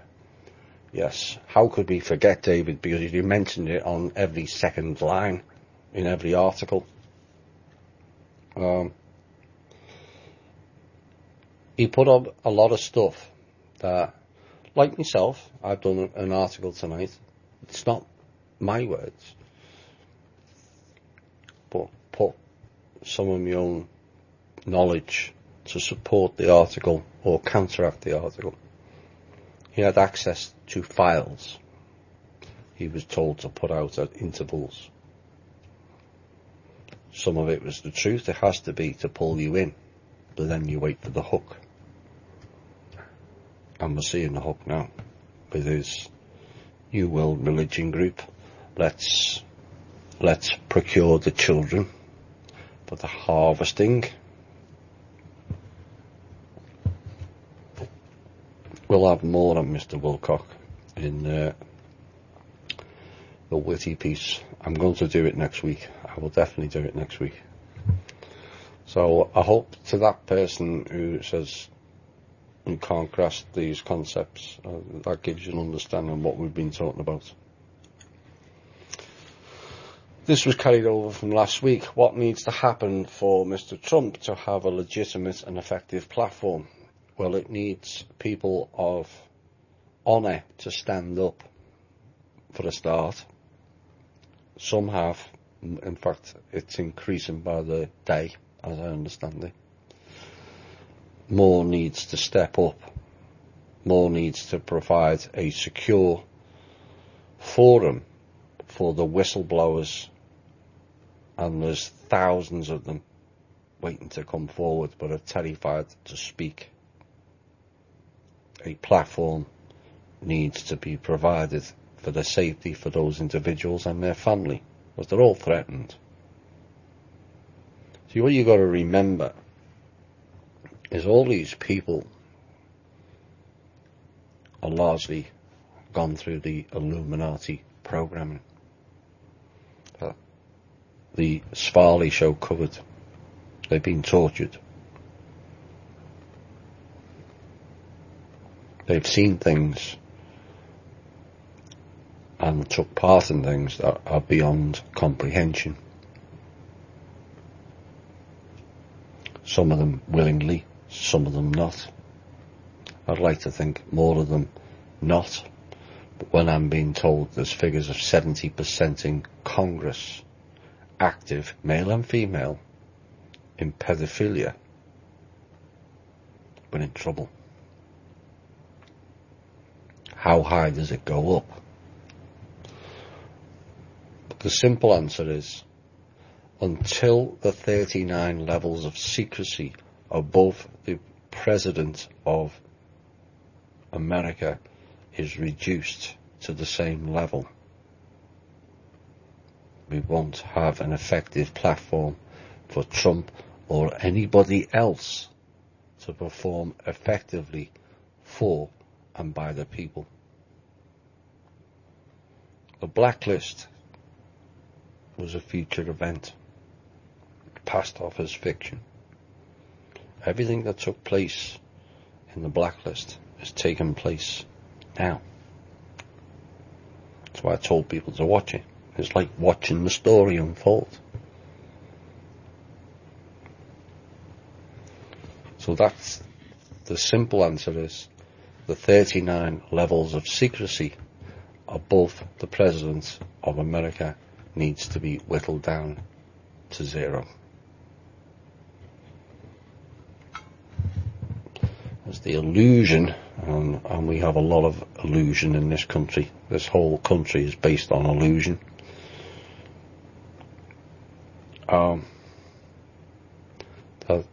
The President of America is the top leader of the free world.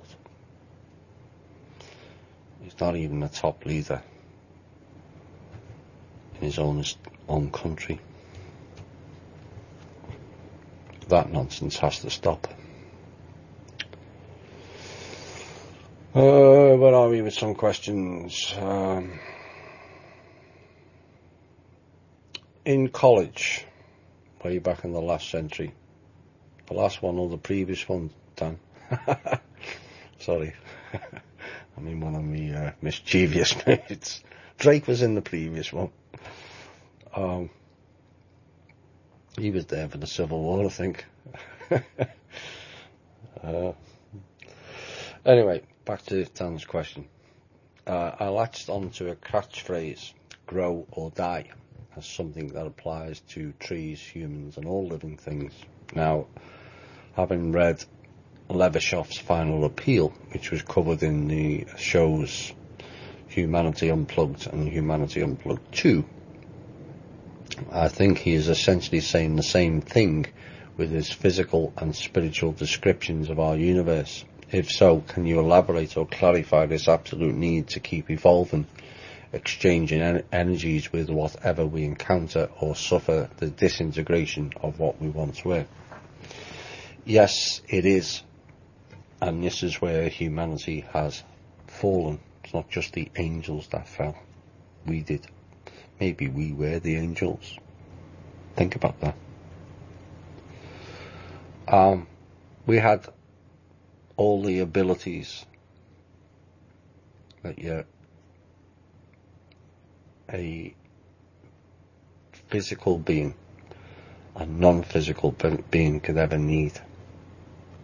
Telepathy, the ability to move things with the mind. And yet we're stuck in this construct with seemingly no power, because we allowed ourselves to descend. And yes, we can blame the Draco, and I will, but something had to take place where we gave something away of ourselves to allow others to be able to control us in the manner they do now. We cannot get away from that aspect of the portion of the blame lying with ourselves as a race. Now, one of the things the ETs consider us unintelligent is because we have not evolved properly. We don't teach the children to evolve. In essence, we're devolution rather than evolution. You're supposed to teach the next and improve the species as you go along. We haven't improved at all. People will argue we have. No, the only thing that has improved is the technology. The people haven't.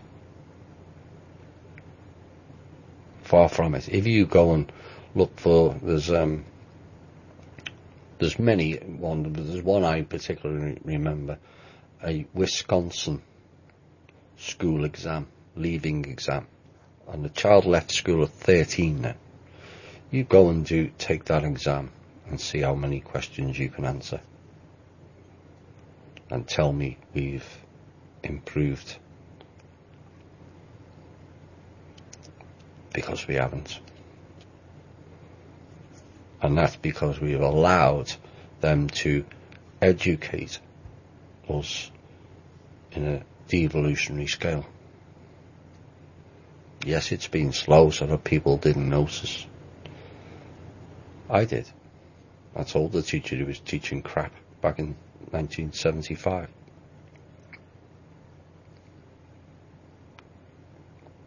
I probably wasn't the only one. There'll be people who listen to the show who've probably felt exactly the same thing. You knew what you were being taught was rubbish, which is why so many of us that listen to this show didn't resonate with school. Because you knew what you were being told was rubbish. We have religion that's permeated this planet over the last 2,000 years. That's devolutionary. If we're going to evolve, that has to be erased from this planet altogether. I know that will upset many, but you start scratching the surface. You don't have to scratch too far down to see what I mean. Yes, you believed in it and you put a lot of energy and a lot of effort into it. Your God and this and that and your church. But it's a false belief system designed to take the power of you away from you and give it to some unknown entity. And it's certainly not the bearded man sitting on the cloud passing judgment. The Lord and the second coming. That was another one of the questions that got cut off last week. I'm going to repeat it again. The second coming of the Lord was Anu, head of the Draco. Nothing to do with Jesus or Muhammad or Allah. Anu. That who is who the Lord is in the Bible. Bible. No, I don't buy it, as I know it's bull. And the key, going back to the question, the key thing that we have to change in the coming decades is we have to teach the children the truth right from birth. That then creates a progression.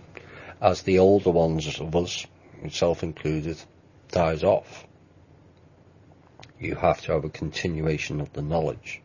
And part of the reason why they've lowered our life expectation through drugs and whatever is to prevent the continuity of knowledge.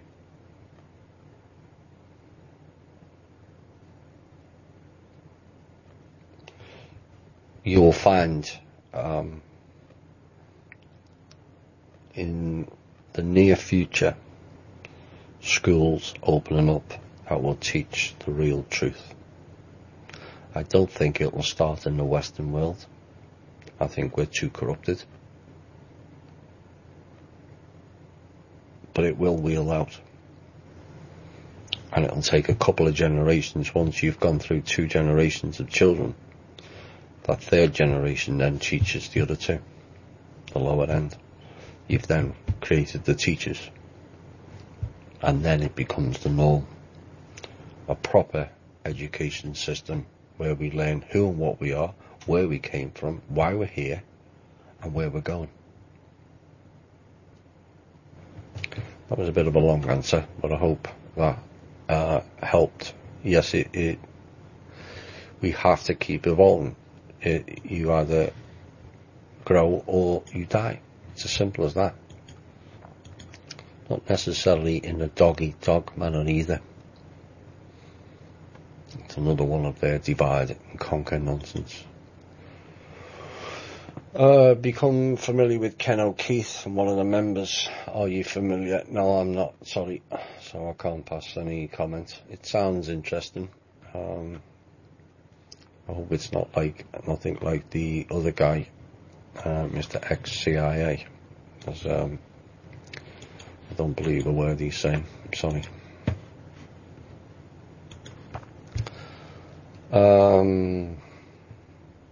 You've said previously now we're living in two worlds, those that are living in the illusion and those who are stepping out of the illusion. Yep. You also mentioned this will increase, and I think we can all clearly see this now. My question is, how does it all end? Good question. The person goes on to say, will those in the illusion disappear? It's a possibility. To be taken to another realm to continue their lives, or is it going to be a mother of all shocks to the system to force them awake, and thus eventually all will see the truth in the illusion? What is going to happen to those who cannot and do not want to see things for how they really are? Well, there's a couple of theories, and it is theories at this point. No one really truly fully knows. I have been given certain directives that will or may take place, but some of this is holographic. What if it's all holographic? What if they're all avatars? These are the questions that people really need to consider. What if there's only very few in here that are actually real, as proposed in earlier shows, and the rest is just synthetics, hybrids, and holographic illusion, just a filler for the movie? Now, my personal theory is, I'll describe this with a graph on a previous show, something that I saw taking place a few years back, and it's the Mobius loop. The Mobius loop is not good. That's the trap we've been wrapped in for the last 78,000 years. Every 13,000 years we cross over, and we've been in these loops 6 times now. This is the last. It ends. We're not going back into the Mobius loop, despite what the Cabal think. They know it's done. So as you look at the figure 8 on its side, and it keeps looping, you get to the singularity, which is the middle of the 8, and it goes one way and the other. Now, a natural organic wave will be undulating up and down like the waves on the ocean, and it's got the same height and the same depth going up and down, and it starts at the bottom. You'll have to visualize it. It starts at the bottom left and curves upwards. That's the organic frequency wave. Natural. What if people with abilities can mirror that wave and start it from the top left, not the bottom left, and come down and across? And if you keep carrying on that wave and turn it, the paper 90 degrees, currently it's going from 9 o'clock till 3 o'clock. If you turn it 12 to 6, what you'll see is a load of figure 8s. They're the loops. An overlay, a holographic overlay to mimic the frequency of this system and distort it.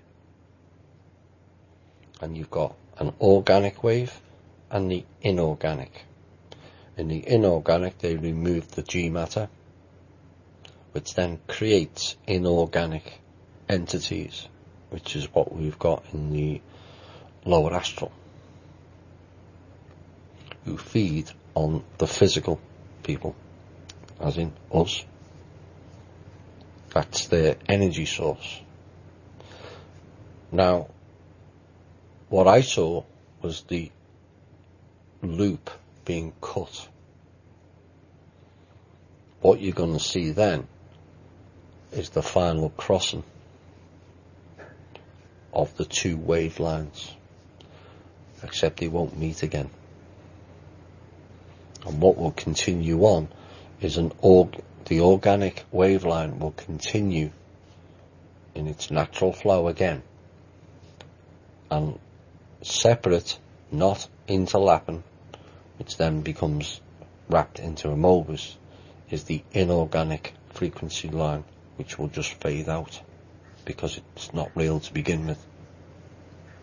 This is my theory and the thing that I was shown in the dream time going back in 2013.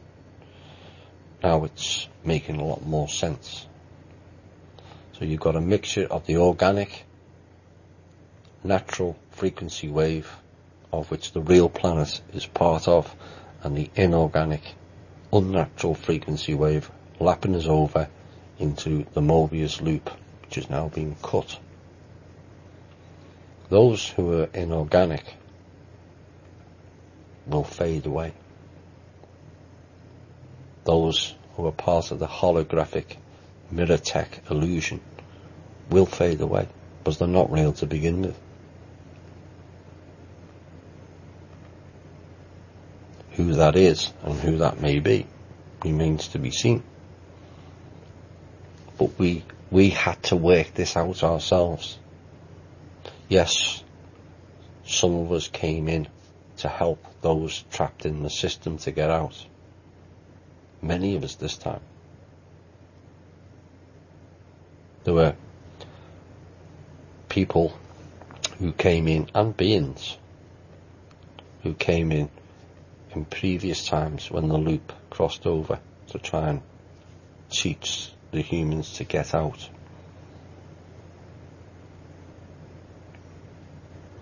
Those were classed as heretics and burnt, remember, courtesy of the Vatican Church.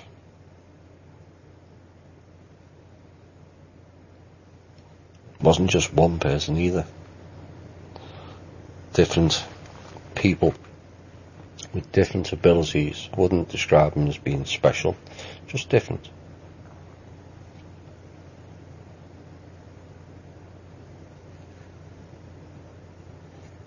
And they tried to teach us how to get out. This time we will prevail. But how it all ends is kind of up for grabs. Do I believe what I saw was correct and how it will pan out? I do, because that's what I saw. But that's my truth. It doesn't necessarily have to be yours. And this is why I keep telling you about following people. You have to follow your own truth at the end of the day. A lot of those who listen to me over a long period of time have realised I've said a lot of things that have come true. Some of my own knowledge and some of the intel people's knowledge, the foundation people. But I can't be expected to get all of it true. Like I said, sometimes I'll say this is theory, but more and more of those theories have been proven to be correct. Like everything else, time tells, as they say. Alright, where do we go next? Are you familiar with the TBC, the billion coin, digital coin, nicknamed Kringle? Oh my God. Kringle. Now, and neither do I want to, I don't even want to know about Bitcoin either. It's imaginary money.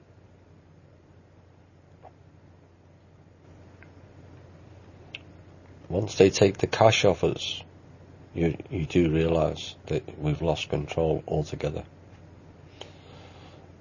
And then they put you on a computer-based system where there's no money and you're just numbers on a screen. What if they don't like it? And they just press delete on your account. This is why we can't go down the cashless route. Whilst we have cash, people have cash, they have some control over their own life. You take that away, we have none. And we're all, in essence, on benefits then, whether we're working or not. Because all you pay will go into the computer. And this Bitcoin and all the other dinars and zims and dings and dongs and all, it sounds like a kid's nursery rhyme. It's about as useful. It's all about convincing you to go the technological route, transhumanism, etc., etc., etc.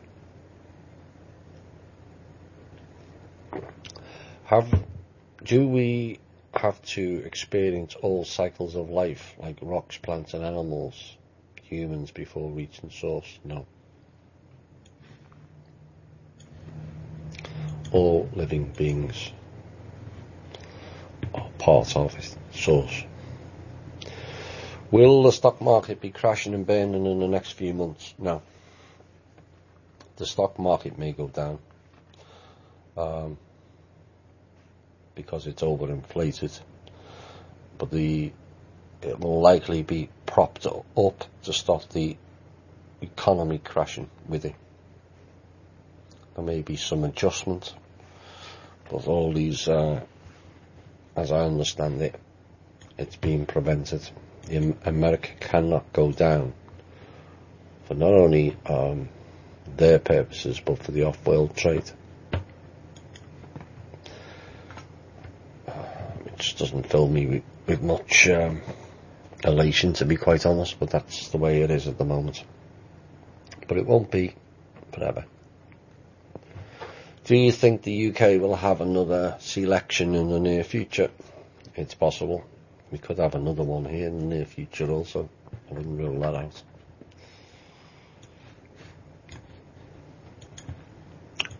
What will happen with the outstanding student loans? Well, if common sense prevails, they should be zeroed out.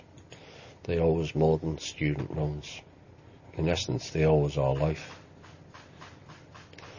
for the damage they've done, spouting non-truths and basically retarding us on an intellectual level with that education system, and then making us pay for it. You can't make this stuff up. Are US savings bonds safe? I have no idea. Sorry about that. How long will the US paper money be exchanged? Again, I have no idea on that either. As I understand it, we will be getting a new currency once the Republic is restored, and it won't be a note. That is what's been pushed now to, or being striven for, is the world economy will be asset-based.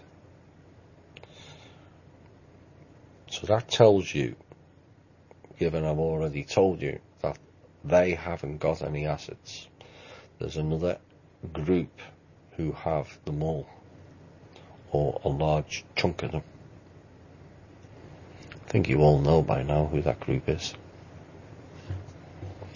And they will not be releasing it to clowns. Period.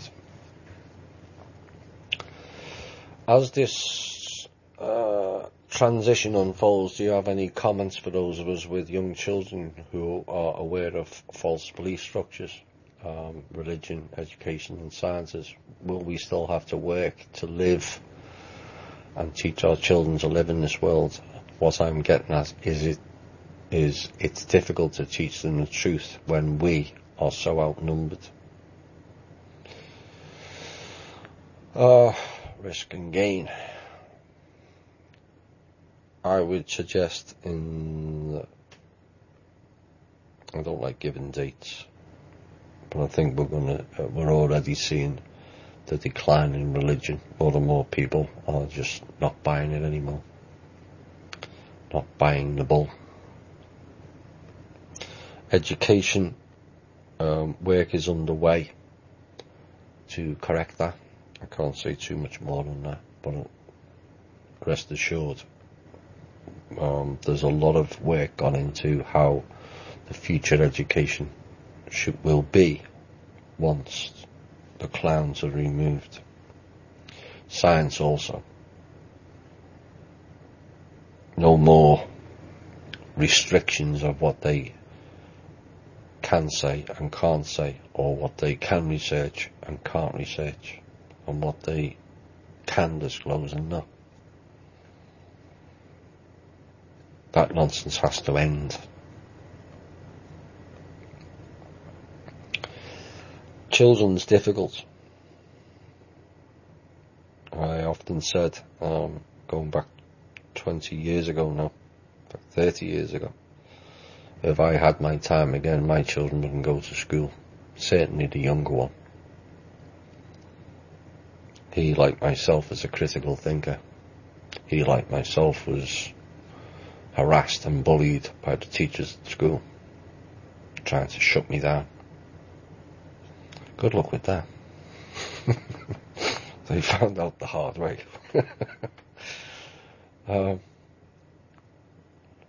I just wouldn't put them. In fact, very few would, if you all told the truth about how, or shown. And like I said, all you have to do is go and look at that Wisconsin 1888 exam paper for a 13-year-old.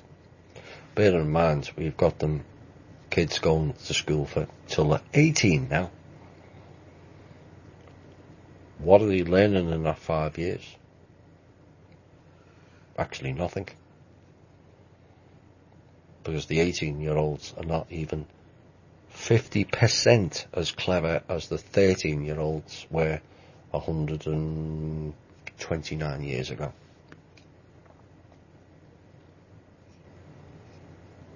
That's wrong. And we have the Ford Foundation to thank for that. They started it by threatening the Carnegies for delivering. The Carnegies were producing too many Teslas. Stop that. The Ford Foundation said, oh, we're going to cut off your grant. And they did. And it worked that well that they rolled it out into the American education system in the 30s. So now you've got 4 or 5 generations teaching stupidity. Once you get to the third generation, the stupid are then teaching the stupid. This is why I mentioned about reversing it, where we teach the kids the real truth and the real knowledge. Once it gets to the 3rd generation, they're then teaching. And that's where it all changes round. As the ice melts on certain polar regions, do you expect the coastlines will be affected? Who says the ice was going to melt on polar regions? Ice melts at certain times of the year, every year. Now, of course, the media and clowns like Al Gore telling you to cough up taxes for climate change, which is another way of them collecting more money off us so they can then trample all over us a bit more. That's the reality of it. They'll show you, oh my God, this ice shelf has dropped into the ocean. What they won't show you is actually there's more ice now than there was 20 years ago. It's just not in the same region. Why? Because the planet shifted 9%.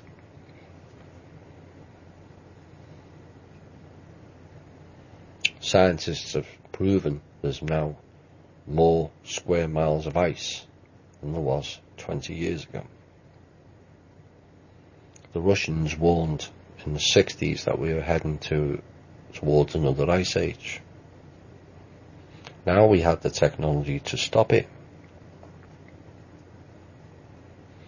by making the atmosphere warmer. So certain things that were going into the sky, It's all about being careful with it. Do you mess with Mother Nature? Some will say, no, you shouldn't. But if it's done correctly, you can prevent an ice age by putting certain greenhouse gases in slow increments, and not the heavy-handed tactics of let's drill for oil with nuclear weapons, US military. So, yes, certain coastlines will be affected. That's part of the shift. The planet's shifting. The whole crust is like a floating platform anyway. So it's going to move. And then you've got earthquakes that shifted a little bit here. That has an impact somewhere else on the other side of the planet. But the idea that everything's going to go catastrophic and all the poles are going to melt and New York is going to be under 55 feet of water and all that rubbish, forget that. The biggest problem the US has is going to be an ongoing problem whether you've got climate change or not, because of the general shifting and the weather patterns shifting, which is cyclical. Is the most expensive real estate is on sandbanks, right up the east coast, right around the Gulf, and right up the west coast. Look at Florida, Miami, Daytona, even Kennedy Space Center. It's literally on a sandbank. Well, if the water rises a bit, all that's going to weaken, and then you're going to end up with collapsed sinkholes on the most expensive real estate in the US. You go further up, you've got Georgia and South Carolina. It's all sandbanks. All the expensive properties are across the waterway. That wasn't good planning. That's the worry for America.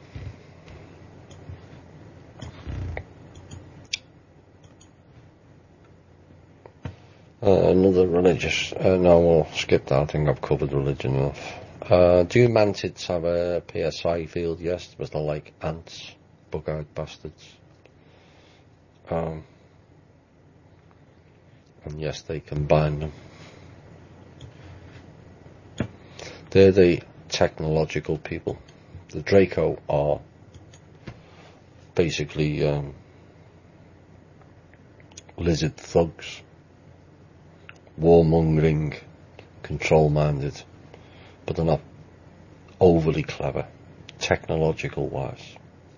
Clever, psychologically wise, but the technology wise comes from the mantids. They're the sneaky ones. Do we need to reach a point where all of our individual PSI fields merge and become one field for all Homo sapiens in order to become considered intelligent in the galactic community? It would be beneficial. It would make us stronger, where, like the ants, they all work together.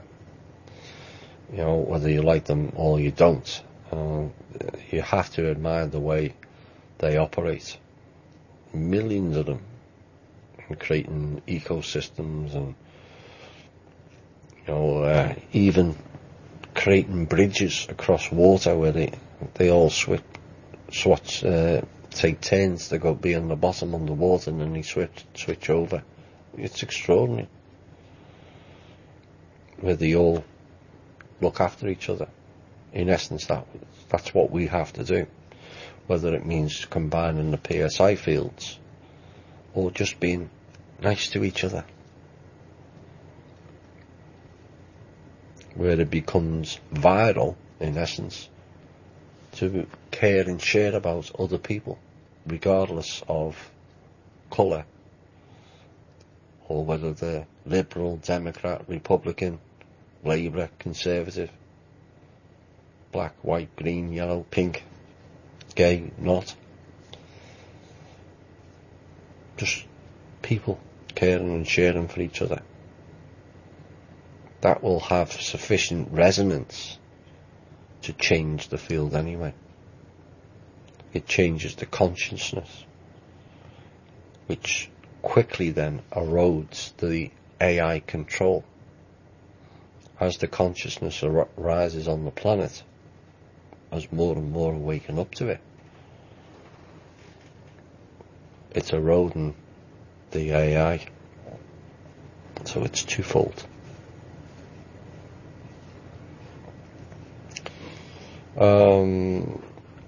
Whilst listening to David Pollard's and missing persons, he mentioned staying away from boulders in his presentation, as it may contain trapped entities. Is this correct? Does he mean boulders as in rocks, or does he mean boulder as in Colorado? If it's Colorado, I would say avoid that. Some serious pedophiles and ritual sacrifice people in Colorado. As for boulders, it depends on what he means on that. I haven't listened to it. Thomas, with regards to donations to the People's Club, is that money going out to projects, or is it being held up by fan club interference? Now, currently, some money has gone out to some people, not much. I put out last year's tax return and told you everything that was collected in, everything that was spent, and the small amount of donations. Currently, as it stands, there's just not enough in the account to make any sort of impression. Obviously, we're all still waiting for the foundation people to put their donation in, which would make a big difference, and we can get moving on it. But as things stand, if the US government, in inverted commas, can't keep the funds in their account, what chance have we got? These clowns are stealing from accounts everywhere. Not only the government's accounts, they're stealing out of wealthy people's accounts as well. So an injection of X number of millions into the People's Club will raise a red flag, and suddenly it'll vanish. So this is kind of why we're waiting. I just wish certain individuals would do the right thing and get us moving forward quicker.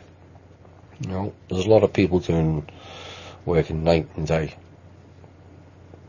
to put the planet on a better footing. Doesn't mean to say it's going to be better because the cabal's gone. Like I've said this before, just because if the cabal steps down tomorrow, are things going to be better? Well, not really, because we have to put our consciousness together to make it better. It doesn't just flicker a switch, cabal's gone, everything's hunky-dory and we're all great. No, we have to create that new way of being. So that's what's happening with the donations. I think, if memory serves me correctly, there's about $1,000 in it. I've got another bill for filing the agent's fees, which is around $950. That's got to go out, and so that's where we stand now with it. And I hope that helps. I would love to start it because I'm sick of this particular job I'm working in now with narrow-minded people. Will war break out in Syria? And if it does, are we all in trouble? It already has. There's about 5 or 6 countries already fighting in Syria. I'm not happy with Mr. Trump and his, of course Drake mentioned it last Saturday as well, telling Assad to step down. Why? because Israel says so. The idea that Assad is using chemical weapons is the bullshit story again. It's a bit like what they said with Hussein. Remember that? Same bullshit again, over and over. Let's not fall for it. I'm surprised at Drake. That's what the clowns want. They want to get rid of Assad, and then they want to get rid of Erdogan, and then they're going to continue right across and build the caliphate, which I've been telling people about for 5 years now. So, I'm not saying Assad is great. No particular leader right across the planet is particularly great. But he's not the demonic that the US and UK and Israel media are making out either. Remember doing a report on how Gaddafi looked after his people? $50,000 for a married couple when they got married. Free school, free college, money for a baby, down payment for a house. Such a tyrant, that. Wish we had that type of tyrant in this country. And if Iran can afford it, why can't we? If Venezuela can afford to charge their people 10 cents a dollar for gas, why can't we? Why can't the UK? They're $10 a gallon in the UK for gas currently. $9-10 a gallon for an oil producing country.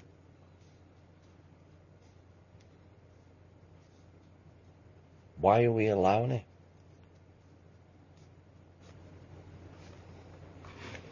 Clearly we shouldn't. Some questions I haven't covered on the Skype. Why are ports here and around the world being cyber attacked? That's to do with Israel and the Stuxnets again. Them clowns, Zionists, playing fun and games. How do you feel about past life regression? It depends on who's doing it and the individual involved. Are they able to be hypnotized for real, or are they playing a game? So it's rather difficult. The best one that I was aware of, and I've read, unusually for me, actually read that particular book, it was Bud Hopkins. Go and read about the woman in New Jersey, for those who haven't. And Mr. X, the ambassador who saw it being elevated out of a 10-story apartment into a craft. So the New York or New Jersey anyway. So Bud Hopkins. Is something funky going on with banking, especially online today? I'm noticing an uptick of wackiness, wildness at current temporary job. There's something always going on funky with banking on a daily basis. Perhaps you just noticing a bit more now. I'm not too sure it's any more wacky than normal. It's the whole system is wacky for a start, based on debt when it should be based on asset. So I've not had any reports of something else being amiss today. Like I said, it's all very, very quiet, although it's not very, very quiet. Do you have any insights as to why we are here and what for? It seems to me we have been one sad sadistic joke that was played on us for the amusement of the evil bastards. In essence, yeah. There's a number of theories. Some will say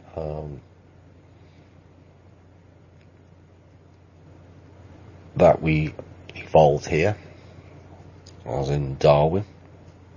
I happen to think it was bullshit. I happen to believe that the current human came here 30 to 40,000 years ago, but we're not from here. We were not supposed to stay here either. We were refugees. And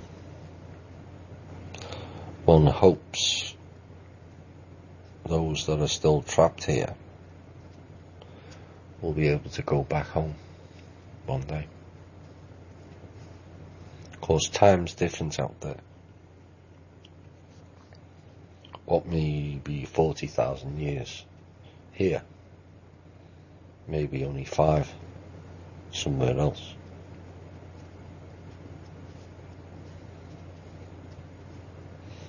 It's possible that once we get out of this system, that we're actually 10,000 years into the future.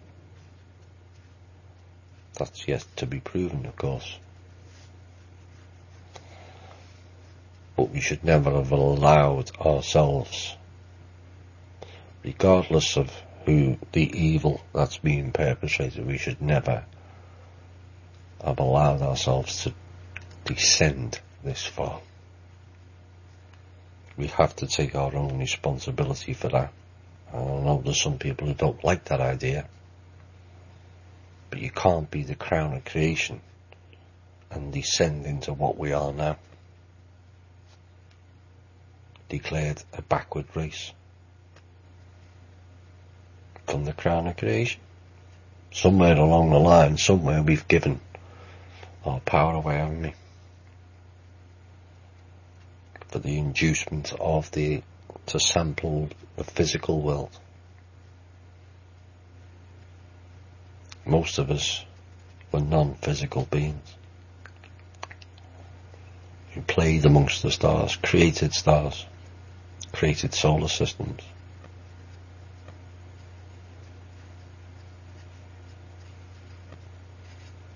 And now we're tolerating clowns,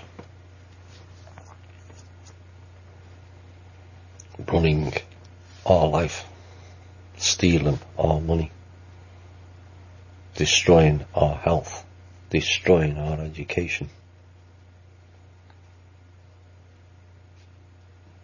It's time we stop that nonsense. It really is. It's way past time. Right, I think I'll call it a day. I hope you enjoyed the show. I'll be back on Sunday, 7 PM EST, an evening with Thomas and Ramona, one of our members who took up the offer to come and have a fireside chat, and we'll see how that goes. For those who want to come on the show themselves, just message me, and then we'll see where that goes. You know, it'd be nice to take off, because it'd be nice to hear your point of view, not just mine. If you want to spend the whole show asking me questions, that's fine also. But also, we want to hear more about you, because you're just as important as I am. Right, if you lead life in love and care, you will prevail. If you lead life in fear and anger, you will fail. Feel free for you to be the person you wish to be, not the person who conforms what others want them to be. You are a multi-dimensional being operating simultaneously on many levels. You are not here to conform. You are not here to be stifled. You are not here to be enslaved. And you certainly aren't here to be abused or to compete with your friends, family or neighbours. You are here to be the best you can be, and do so as the crown of creation. Now go out with the confidence of who and what you are, and excel in yourself, and in doing so, inspire others. Remember, we were born, not manufactured. We did not choose, we are chosen. Those who understand need no explanation. Those who don't understand don't matter. My name's Thomas Williams. This has been the Truth, Honour and Integrity Show.